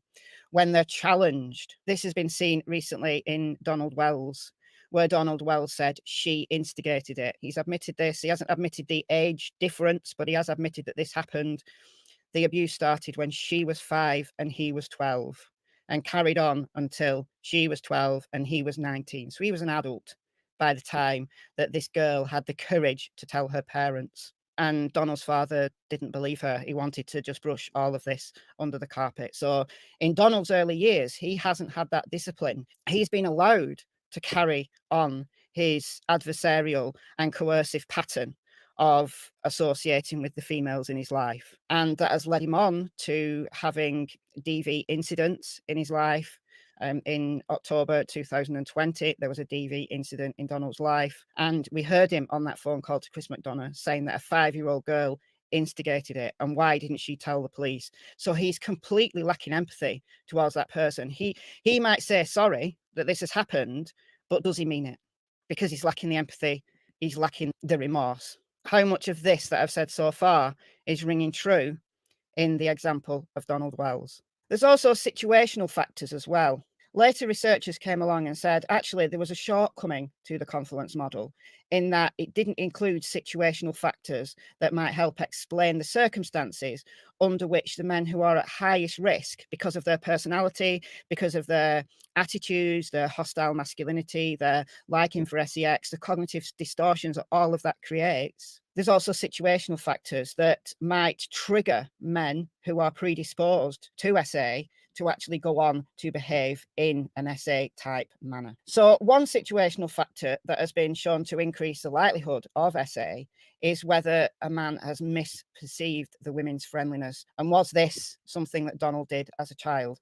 Did he misinterpret his 5-year-old stepsister's friendliness towards him? It relates to cognitive distortions. Those people, adolescents and adult men who have those cognitive distortions, who are already adversarial, when they get into a particular situation with an individual female, all of that gets triggered and they see just her natural, normal friendliness as an invitation.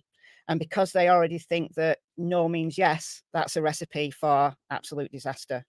The other big one, situational factor, is alcohol consumption or other substances, I guess, that lower inhibitions. So again, in guys that have these constellation of factors that are hostile towards women, that have a liking for adversarial, impersonal sex, they're just out for what they can. Okay, I wanted to pause that there because, you know how John blamed his sister, and she just was talking about that cognitive distortion, right? So where your thoughts just aren't matching up with reality. Okay, and it just occurred to me that he may actually have believed that his sister truly did, quote unquote, start, this. What was the wording that he used? initiated. He may actually believe somehow that she initiated it, and it's sick and it's twisted, but he may actually believe it, which is so scary. And it leads me to also think about when he speaks of Summer sleeping in the bed with them. He really put all of that responsibility onto her because he just said that, she would come to him and, but Daddy, I want to sleep with you. And I just couldn't say no. He puts all of that responsibility on her, which again, to me sounds like thinking that she is instigating something, that she is initiating something, which is so repulsive. And they believe women should do their bidding. They're narcissistic once they've got alcohol inside them, and any inhibitions that they do have get lowered completely. As we all probably know, alcohol impairs a whole variety of cognitive functions, stops us being able to think clearly. So any inhibitions that these guys did have that stop them from actually behaving in a certain way can get released when alcohol. Every student who's an admitted freshman at Hillsdale College is on board as well. The latest version of the Confluence model that we're going to talk about now includes situational factors as well as the personality and the attitudinal factors. So it gives us a really well-rounded way to understand men who are the most likely to commit SA. So let's take a look at this now. So this was a paper produced by Neil Malamuth and his team. This guy has been working relentlessly. His first papers were published in the 1980s and he's still publishing now on this topic. So this was a paper that was accepted for publication on the 7th of February, 2021. We're going to look at the findings. I'll leave a link to the papers that I've mentioned in the description box, so you can go and look at them if you've got a mind to. So the article focuses on the characteristics of SA men who have not been convicted of a crime. So we're not looking at incarcerated offenders here. We are looking at just normal guys who have these risk factors, but they're just out there. They've never been convicted of a crime. And the object of the study was to test 4 key interrelated pillars of the Confluence model. So we've got these core that have been deemed the most important since the 1990s, hostile masculinity and the liking for impersonal sex. But also they wanted to look at factors that mediate those core factors, such as psychopathy, such as narcissism, things like that. And then they wanted to look at various types of SA. It's a broad construct. It's not just RAPE that we're talking about here. And then they also brought in empathy and other mechanisms that could be at play here. So alcohol, situational factors, they're just bringing all of the most kind of well-researched possible risk factors together in one model. This looks a bit confusing, but let's describe what these arrows are, what these numbers are, etc. So you can see here hostile masculinity and impersonal sex as the 2 core. They're independent, but they both lead into the likelihood of committing SA offences. But what causes these things or increases the likelihood of these things? Well, psychopathy and delinquent behaviour.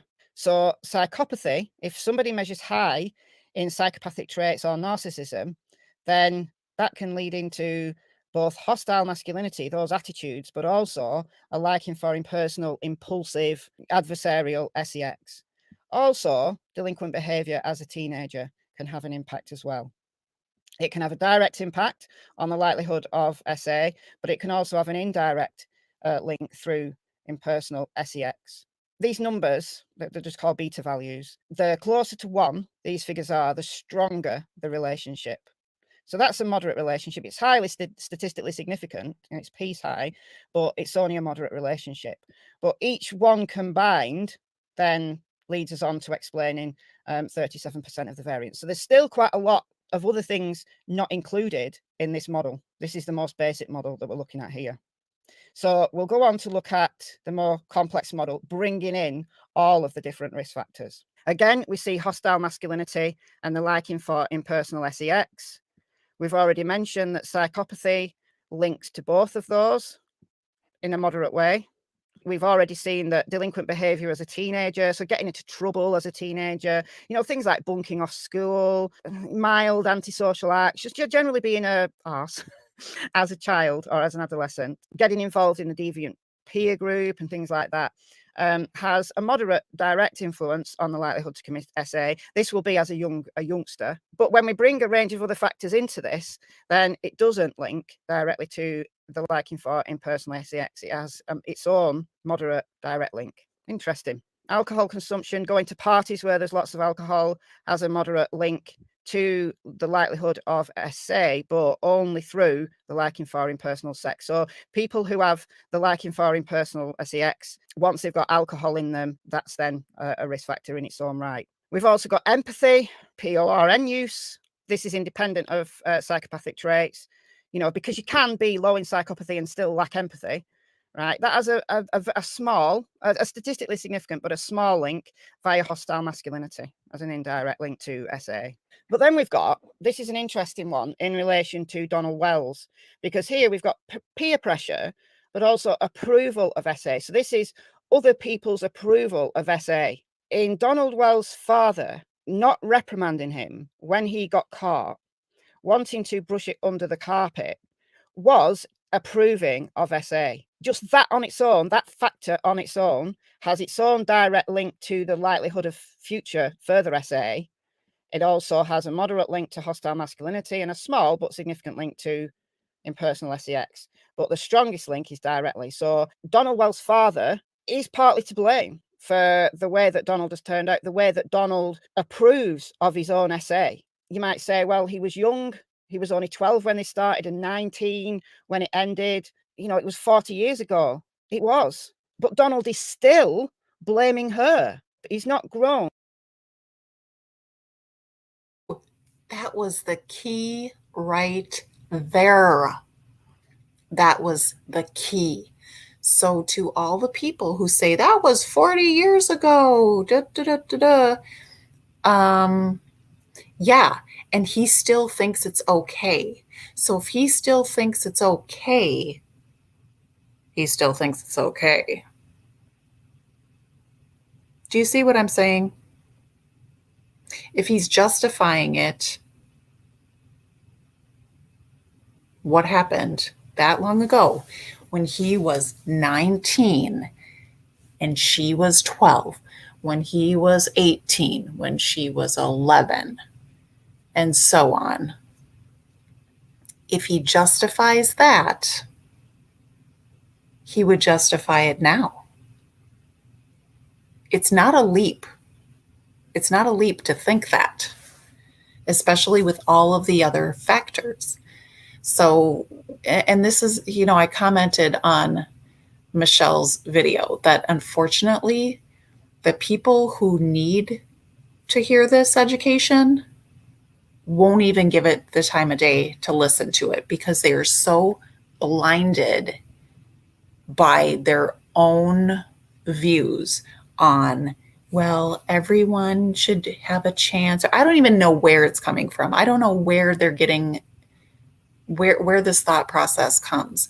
I guess it's just the black and white thinking of guilty, innocent until proven guilty. Okay, we're not in a court of law, though. We're not a jury. We're just people. We're just people talking about a case and analyzing a case, dissecting a case, looking at the research behind it, looking at Don's past behavior and how that can potentially predict current and future behavior. So all of that, you know, just black and white, well, innocent until proven guilty. Okay, well, we don't have any facts to suggest that Don has done anything to Summer, but we have a reason to predict, based on the research, that it's not far-fetched that he would and that he could do something.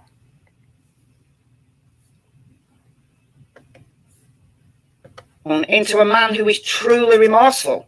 He's saying sorry just because it's words. In saying right here, right now, as a man who is approaching 60 years old, that she instigated it, that why didn't she call the police, shows that he's got really big issues with women. He's got really big issues blaming everybody else except himself. He's still doing that now. And what does this create? All of these factors coming together explain 49% of the variance. Okay, so that's that. There's other factors not being taken into consideration, but still, that's a fairly good number. So what does all of these risk factors coming together in the likelihood of SA, what does that release in a human being who's got these risk factors? And can we see Donald Wells with these risk factors? Yes, don't know. Yes, he's lacking empathy. He's definitely showing some aspects of narcissism. He was probably delinquent as a teenager. That's probably less likely to impact on his current behaviour, but still would have had an impact on his past behaviour. He's still consuming alcohol. He's definitely showing a wide range of attitudes that give me the tick to whether he's still hostile, whether he's still displaying hostile masculinity. And I think from what we've seen of him, what we've heard from him, he is so concerning. Liking for him personal sex. Well, he's married, but he's definitely got an adversarial relationship with Candice. He's very much in control of that relationship. We don't know whether he's having extramarital affairs. We don't know enough about him. I don't know enough about him to say that. But I can see here he's got a good number of these risk factors. So that's relating to his likelihood of committing SA. And what are the types of offences that this likelihood can create? And what you can see here, these beta values are huge. So somebody who's displaying these risk factors gets here, and then they are highly likely to go on to commit these offences. So non-contact offences, contact offences, so that could be taking advantage of someone when intoxicated, physical threats and force, you know, the traditional kind of RAPE scenario, I guess. Caitlin, whoops, am I muted? No. I was going to say that. I thought that I remembered him saying that in some interview. Yeah, definitely, because he was talking about the whole thing with Jose being there. And how, you know, he just flew home because he thought that Jose was there getting it on with Candice or what have you. And then a couple nights after, you know, they're drinking and whatnot, and they get into arguing. And then he says in that interview that he had cheated on Candice. He doesn't say when it was, but he does say that he had cheated. And so Jose has given him the business about that. What about this? Verbal abuse, deception. Most collagen supplements have this. But did you know there are actually 16 types of coercion? And that's actually the highest. 0.74 as a beta value is huge. So Donald Wells, with a whole range of these factors, is a risk. He's a high risk individual. Take a closer look at them. Non-contact offences, contact coercion, deception, verbal abuse, and then contact aggression, physical threats and force. That can include domestic abuse as well in there. One thing it doesn't do, it doesn't tell us that he was responsible for the disappearance of Summer. It doesn't tell us that. This is a statistical model that I can apply to what I know about Donald Wells, and I'm sure what many other professionals can see who understand this research. We see this as a big concern. So if you're a psychologist, forensic psychologist, a criminologist, a member of criminal justice fraternity who understands this type of research, this type of modeling, it explains why we are so concerned, why I am so concerned about Donald Wells, because those risk factors are there. And we know that when that range of risk factors are there, it can create a big... Hold up. Mountain Girl is in my chat. I'm so excited. Is that wrong for me to get excited and happy when we're talking about such a serious and sad situation? Yes, I'm sorry. I'm very inappropriate. Mountain Girl, do you want to come up here? Because I would welcome it if you did. I will drop the link. Look at everyone's excited that you're here. So we were just looking at the psychopathy of the likelihood of Mr. Donald being a predator, which we're all, fairly certain that he is, in our opinions.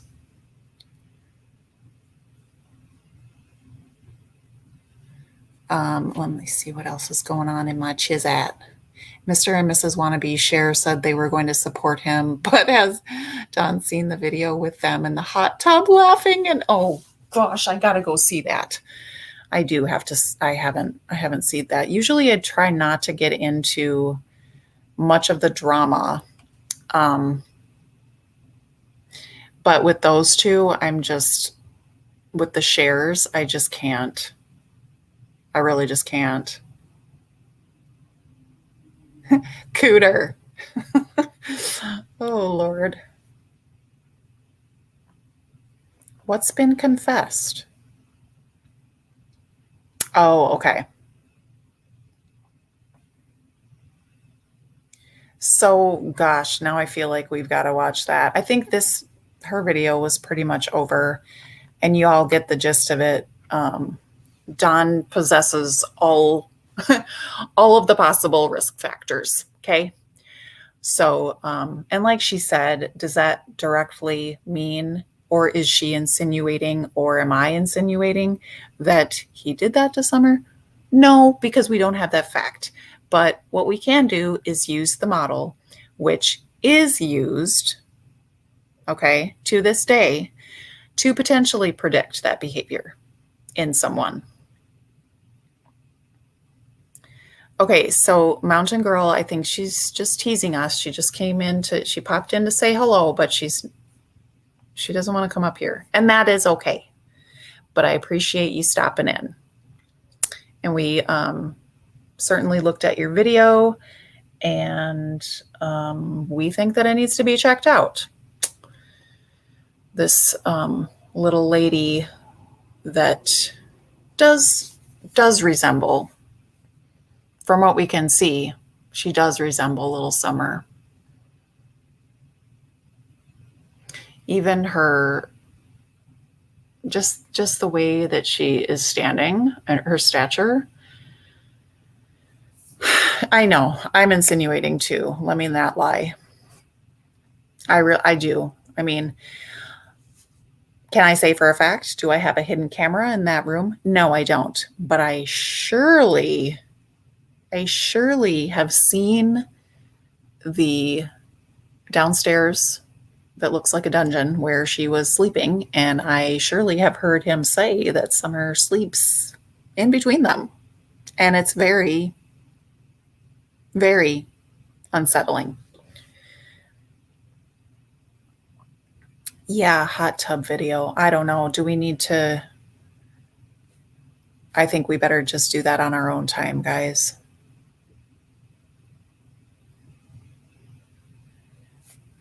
Mountain Girl, are you still here? Did you disappear? Where are you? Did you?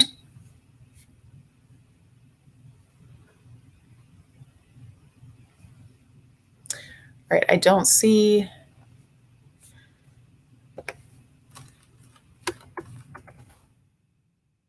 Yeah, see, look at I just added you. I just added. Oh, Caitlin.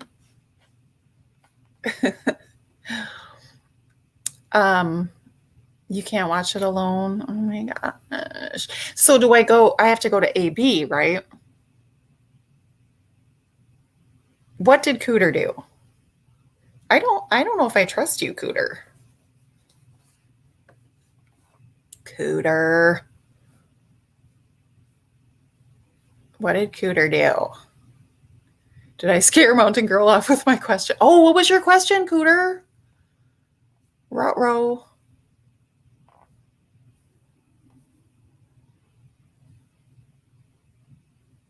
See, yeah, I know, Irene. He did, but he also super downplayed it.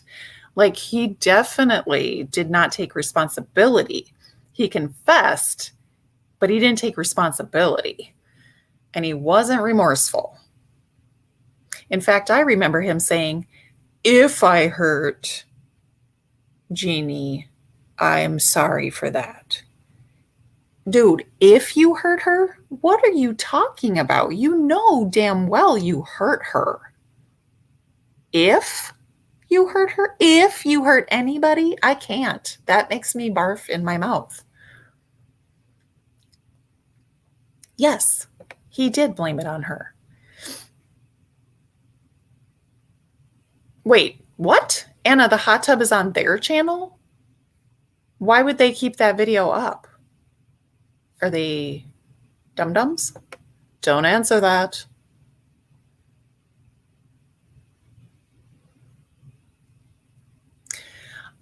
Elizabeth, good luck with that. I welcome you.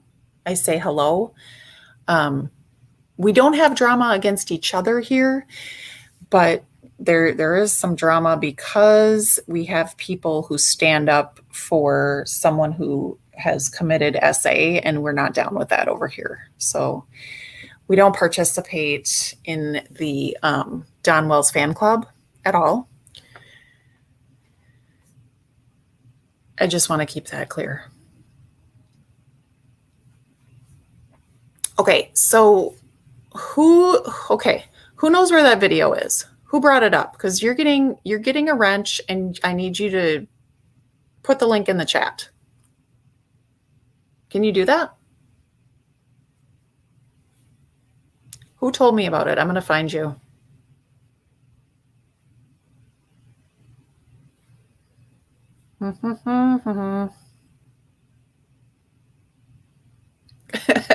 Deborah, that's funny.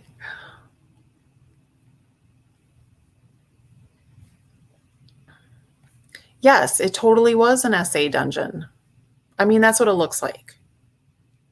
Can't say for sure. All right, I'm going back. Okay, it was you. You're getting modded. Can you get me that?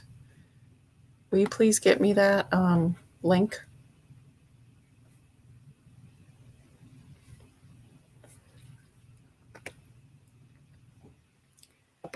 Here's your wrench. Enjoy. Don't abuse it. Oh, who else wants a wrench? Phoenix, I would like to give you a wrench. You are here all the time. Oh, I hope Ray didn't get upset with me. She wasn't in here talking anymore. And now I feel bad. Anita, you're getting a wrench too. Whether you want it or not. Just kidding. You don't have to do anything with it.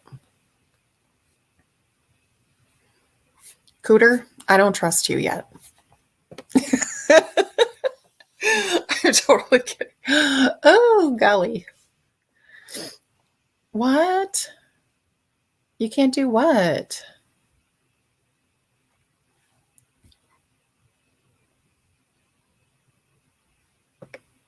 I know that's right, Betty Jo.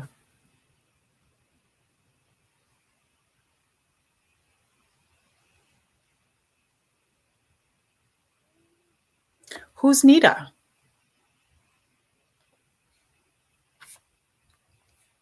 Thank you, Phoenix. I'm terrible with hand tools. That's hilarious. Y'all are funny. Sandra, the wrench is a very powerful tool in the YouTube world. Just kidding. It's called being a moderator, and it's just like to help the creator of the channel moderate the chat. So like if there's somebody in there, for example, there was someone that I kicked out earlier because they came in talking some mad, nonsensical shite. So they had to go. Thank you, Susan. That makes me feel very nice. Kelly, I went into this long explanation and you're like, it's a mod. There's the Kelly's notes on what a wrench does. It's a mod. Okay. Oh, you bet not kick Caitlin out. Caitlin, I didn't give you a wrench. You need a wrench. You're always here too. There, you're wrenched. Now, please don't abuse these wrenches, guys. These are very expensive. Hey, you shush. My little dogs, they have to bark during every stream. It's mandatory doggy behavior. Oh, you don't have to use it, Caitlin. It's just helpful. Hey, stop it, ma'am. Ma'am. Thank you. That's enough. That's enough. Thank you. Good job. No, you did another one. Shush. Okay, did anyone drop a link yet? Oh my gosh, Catherine, you're hilarious. Hold on tight to your wrenches. Donnie looking for some to put in his 100 different sheds. Oh, Lord. Ooh. Lily, I said hush and you're not doing it. I don't need your protection right now. I think my dog wants to be a moderator. Lily, stop it.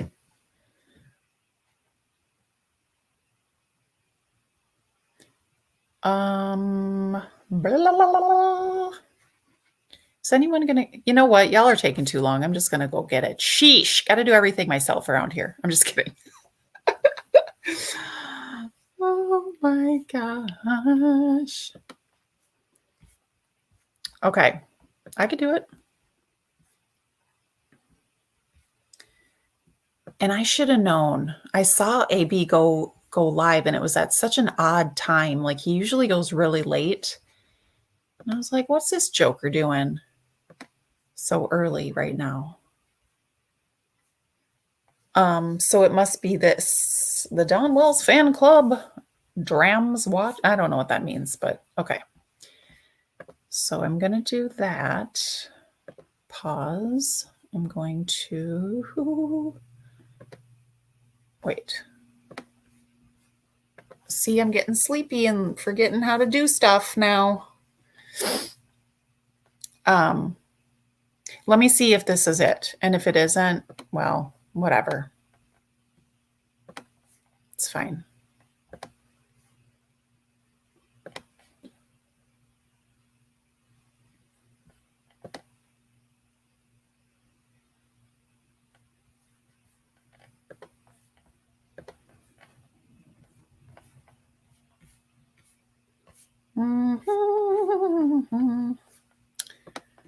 Okay, here we go.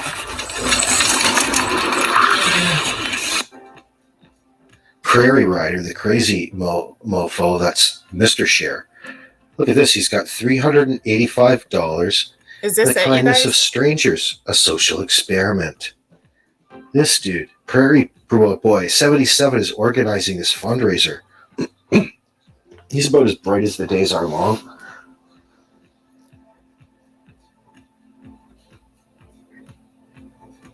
The premise of this experiment is to see how kind a stranger can be.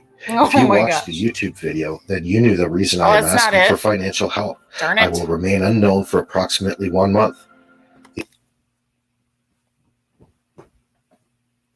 So, is it on AB's channel? Guys.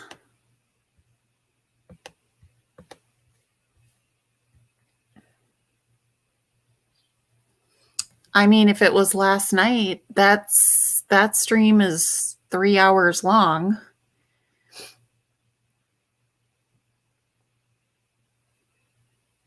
Is it?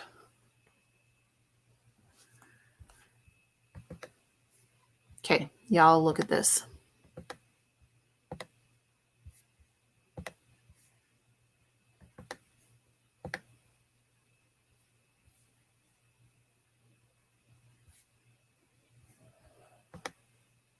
Is it any of those?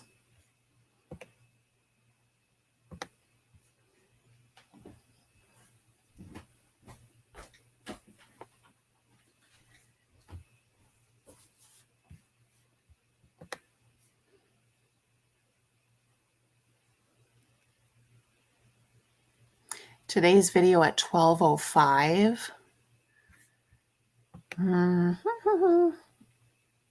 That AB posted? Well, that's the 3 hour one, I guess. We ain't nobody got 3 hours now. Oh, it is on Voices Behind the Wall. Why would they keep that up, outing themselves? I don't understand that. Are they that stupid?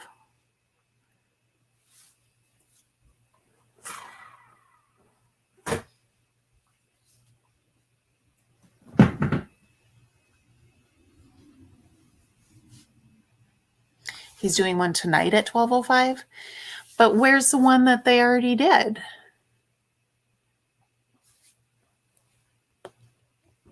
All right, y'all are giving me the runaround now.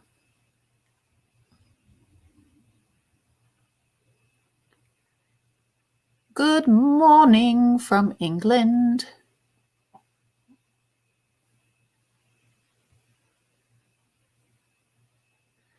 Oh, I'm sure they did delete it. That's what I'm saying. Like, they wouldn't keep it on there. But I'm sure that AB, if AB had it, I know he recorded it. I know he did. He's not going to let that go. Especially if Skeezy had anything to do with it.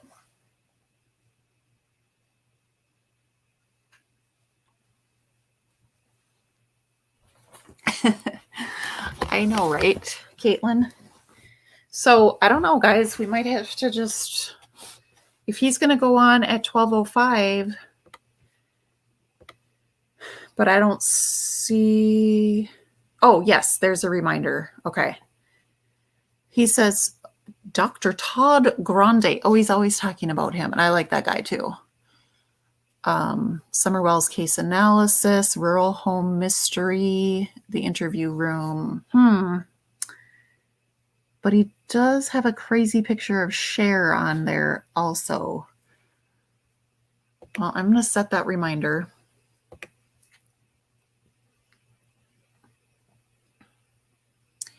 Yes, Kelly.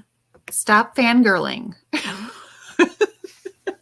I'm totally kidding. I'm totally giving you shit because I was doing that too. Mountain Girl, would you like a wrench?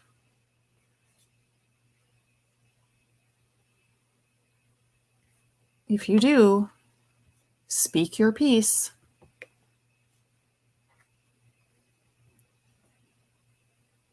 I got wrenches on wrenches on wrenches.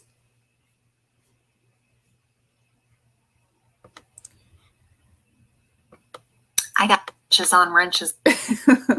Oh, I just played that over again.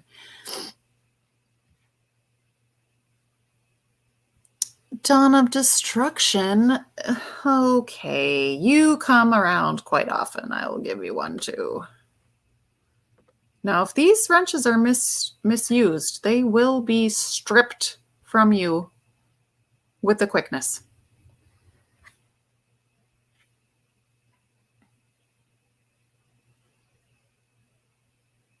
Oh my gosh. Lisa, you want a wrench? Okay, here, have a wrench.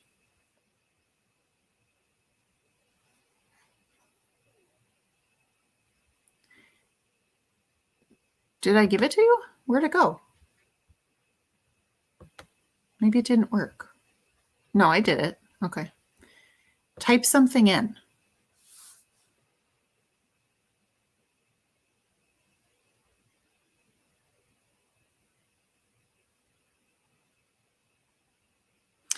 The shares need money for their wedding. Oh my God. Oh, Jesus, help me.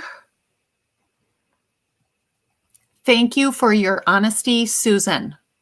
I would abuse it too.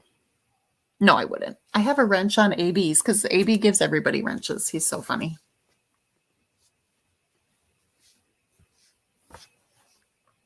She give it. That's right, Carrie. That is right.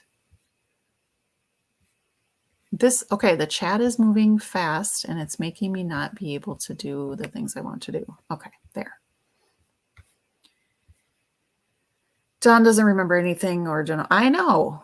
It's redonkulous.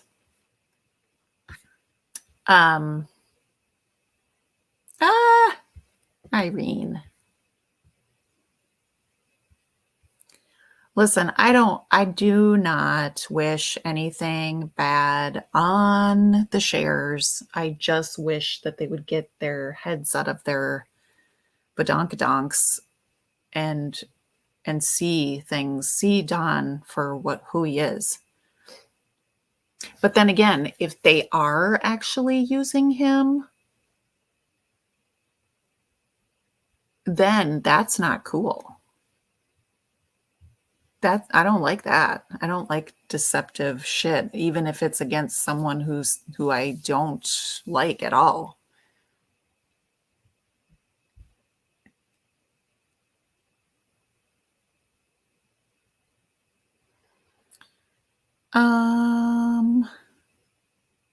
Wait, what? Dawn of Destruction? You're not done, are you?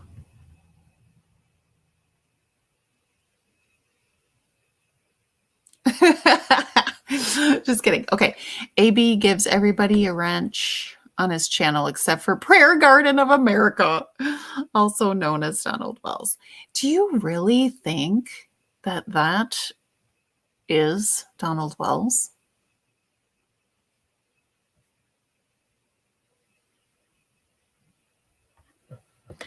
Girl, trust and believe. I will do what I need to do. This is actually my second channel.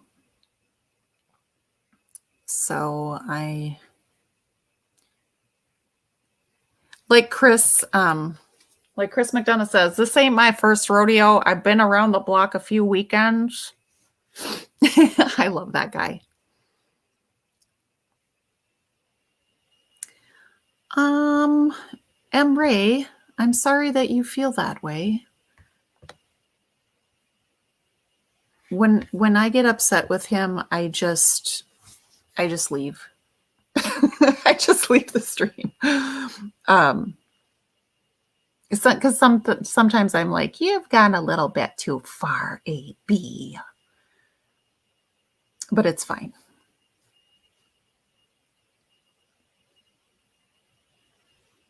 What's Sanpaku? What's Sanpaku? 9. Look at 9. 9 has a ghosty avatar and just the number 9. Cool. You did, Emre?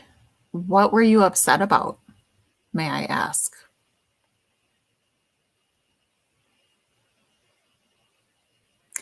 By the way, I am most assuredly going to have to go back and edit this video so that people don't see all our craziness. For real. See, I just was not meaning to click on that, but anyway, it's fine. Chris was my dad's neighbor when he lived in Spring Hill, and Don said he is one of the best man you would ever want to meet. Oh, Dad said. Yeah, I believe it. I think he's amazing, but I mean, obviously you can't tell totally from a YouTube channel, but I know that's right. Walks like a duck, talks like a duck, quacks like a duck, hates satin like a duck. It's a Don. It's a Don duck. It's a duck Don. Don duck dong. Hey, do you remember that from 16 Candles? Dong duck dong. Woohoo. Oh, the Juanita thing he was going after. Yeah, I don't like that when he really goes hard after someone, like super, super mean. I personally am not a believer of psychics, but I'm also, I don't know. I don't know what I'm trying to say. I don't like calling people names. Except for people who commit SA. I don't give two fucks about that because they don't deserve to walk the earth. So that's how I feel about that one. Anything else is forgivable, except for that. If you SA children, no, I'm done with you. You're dead to me. Period. Period.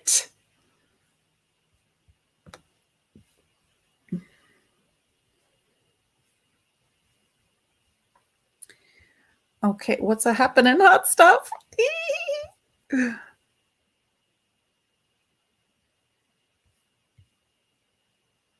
Yeah, I know. Sometimes I think maybe, I don't know. And then I try to tell AB, dude, calm down a little bit, but he just ignores me. So I just gave up. Yeah, I can't. Nope, I can't deal with that either, Irene. For sure, for sure. Now, the allegation, well, no, it's not even an allegation because she did. I don't know. I just don't know. Her story about what happened is different than what the charge insinuates. So I'm not, I don't know. I don't know what to do with that situation there. So I'm going to leave that alone.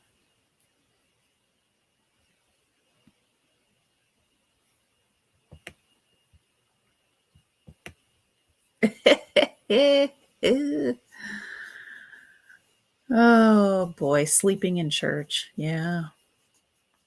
Yeah, she was convicted. I know. The thing with that, Irene, and I'm not saying this is what happened, but I am saying that there are many, many people who are wrongly convicted. There are many innocent people in prison. There have been innocent people executed. So I just, that whole thing, you're not necessarily guilty just because the jury finds you guilty, frankly. There's a lot of people that get set up and get really raw deals. I'm not saying she's one of those people. I have no freaking idea.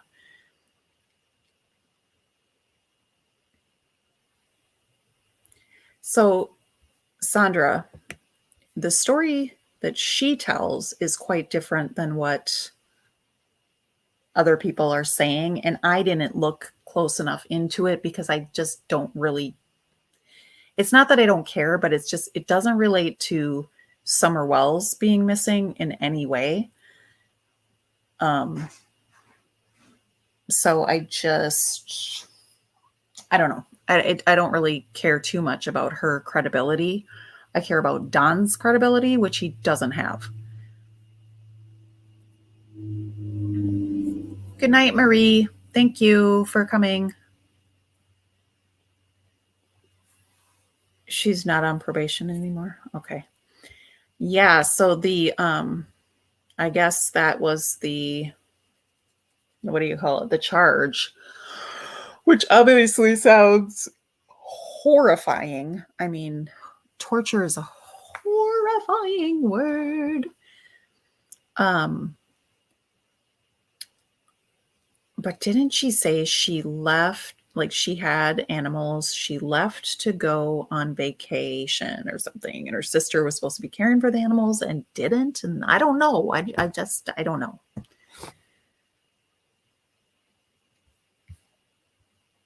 What pic are you talking about?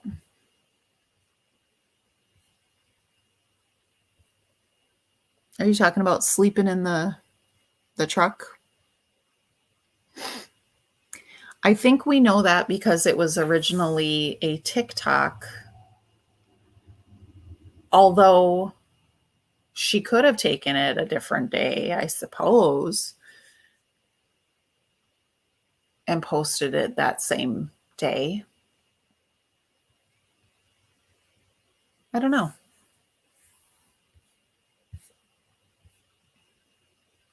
Yeah, I don't I don't know, Carrie, and I don't know how many animals. I don't know if they were found starved or what happened.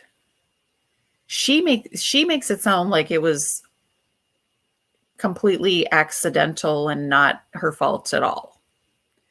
So I don't know.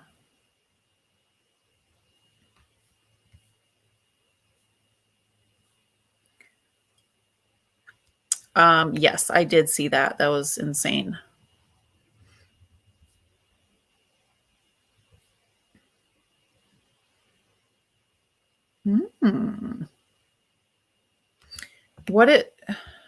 Okay, I meant to, it keeps jumping every time I put it on something.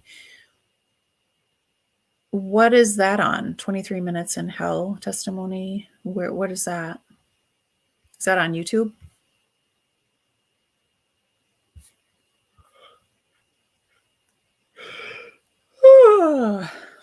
Yeah, that's true, Caitlin. Neglect would have been kind of what I was describing, or what she was trying to say when that, I don't know. Maybe I just don't want to know because it sounds too horrible to think about. I just know that I don't like how they support Don. I don't like it. I don't think anyone should. I just don't. So.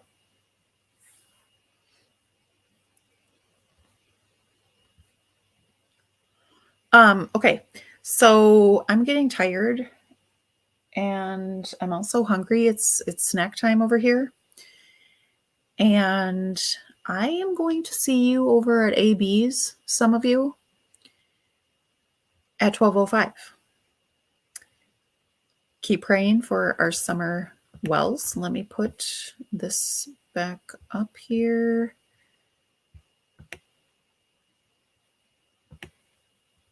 We must keep her in our prayers. And hey, if that little girl who resembles Summer is in fact Summer, I can't wait to celebrate when she's found. I'll just say that. Thank you for the prayer hands and the hearts for Summer Moon, Utah Wells. Beautiful baby girl.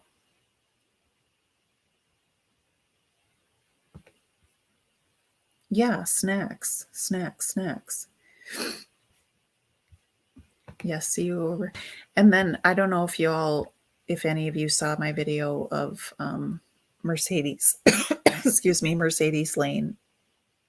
She's passed. So that's sad as hell.